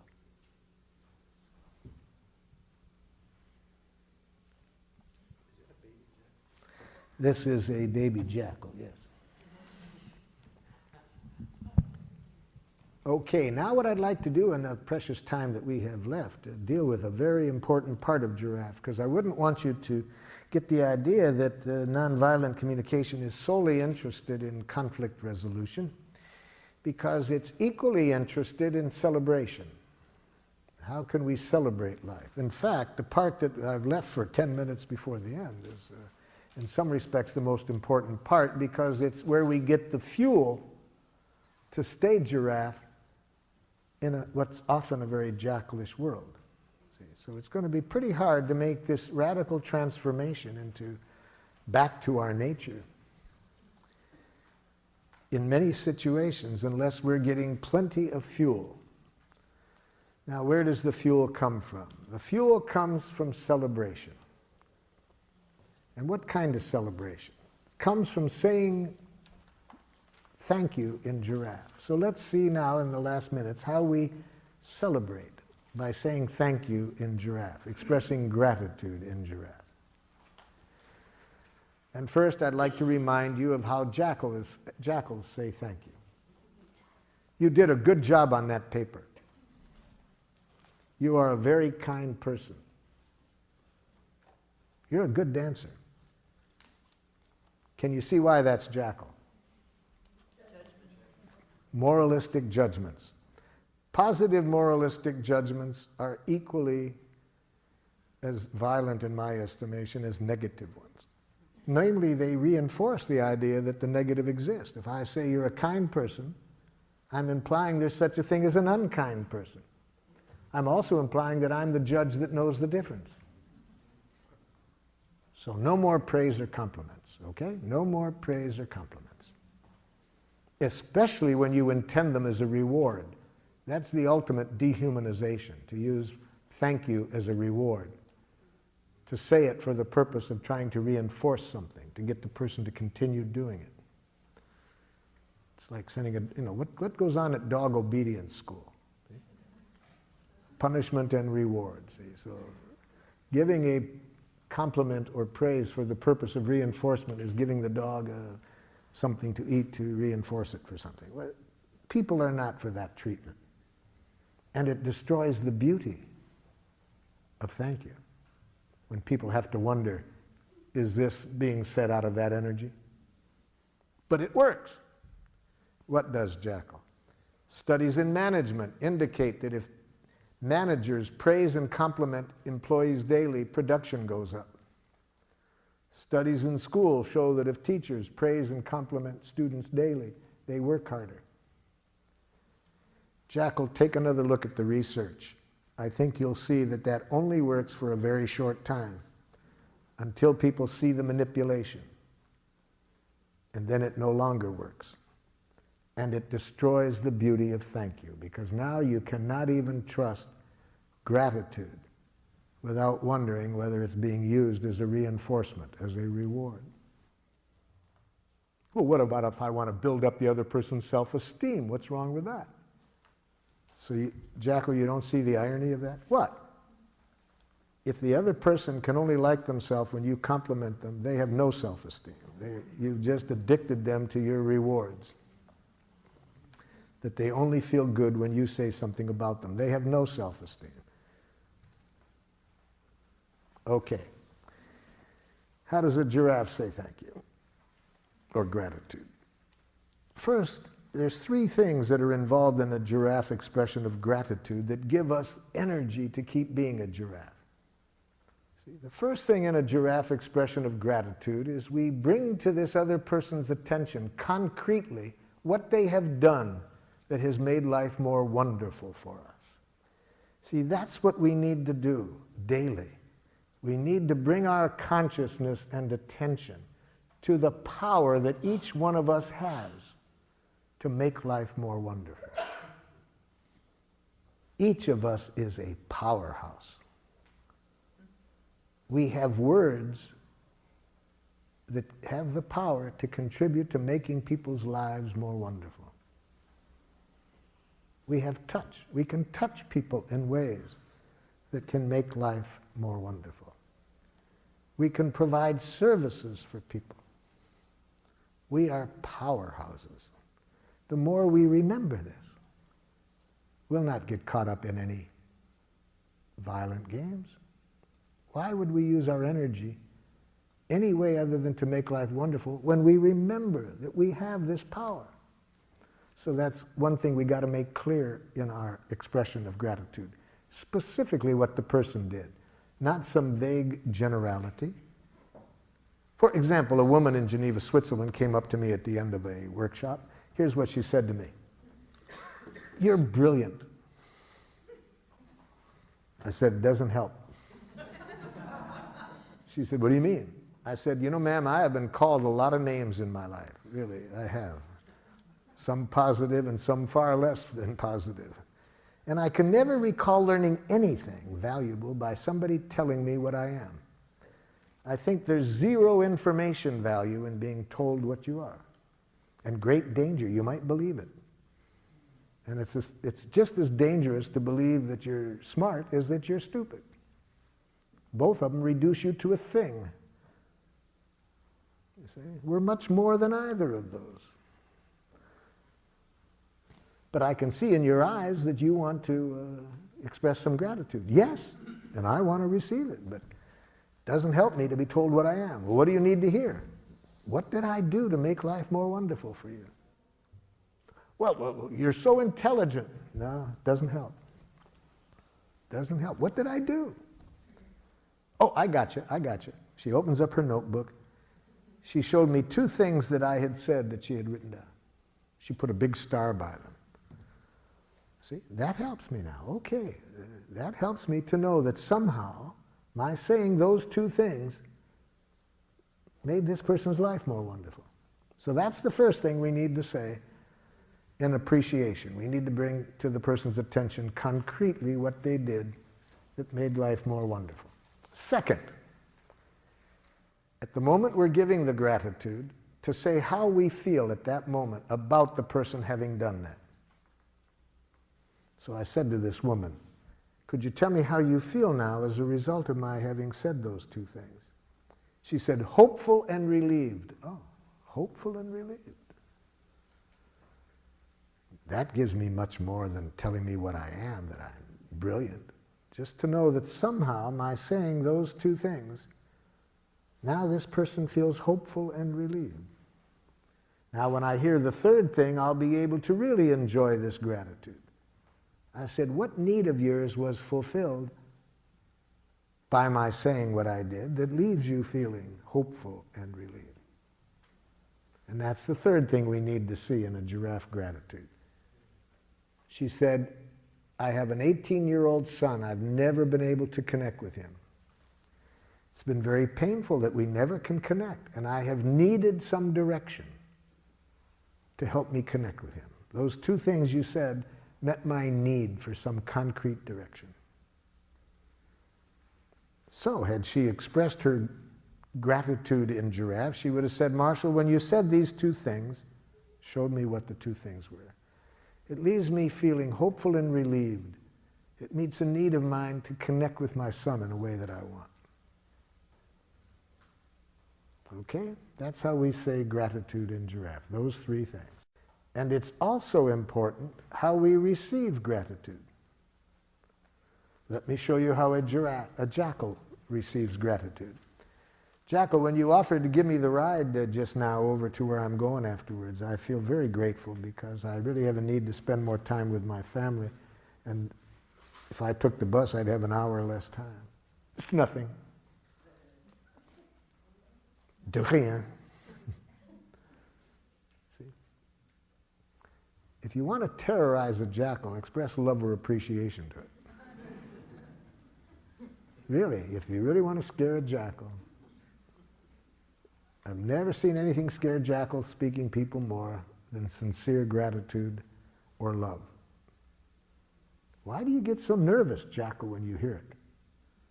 Well, I don't know that I deserved it. See, jackals have this dangerous concept in their head, deserve. It's a very violent concept. See, it implies that you have to deserve appreciation. You do deserve punishment if you behave in a certain way. See, the concept of deserve is a key ingredient in a violent way of life. If you believe in deserve, you think certain things are worth things, and you'll set up a very destructive economic system. You'll set up a destructive correctional system. A very dangerous concept. Well, that's not the only reason. Why else do you get so scared when you hear gratitude, Jackal? What's wrong with being humble?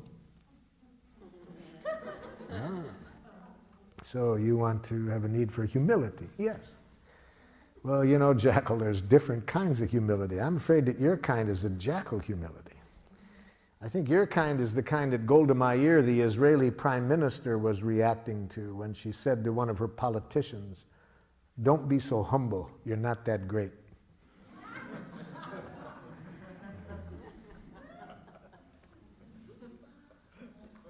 But the main reason that I believe that gratitude is so scary for many of us to receive is beautifully and poetically written in A Course in Miracles, where they say it's our light, not our darkness, that scares us the most.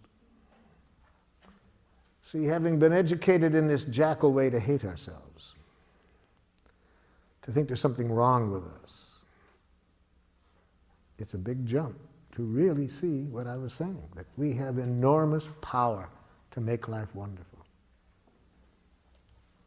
And there's nothing we enjoy doing more than exercising that power. That's unfortunately, a pretty big jump for us to come to, but we can come to it. So that's how we say gratitude: observation, feeling, and need. Same literacy. Make sure it's coming from the heart to celebrate, and never to praise, compliment, reward. So any last comments or questions before our time runs out? I'm grateful for all your time and attention.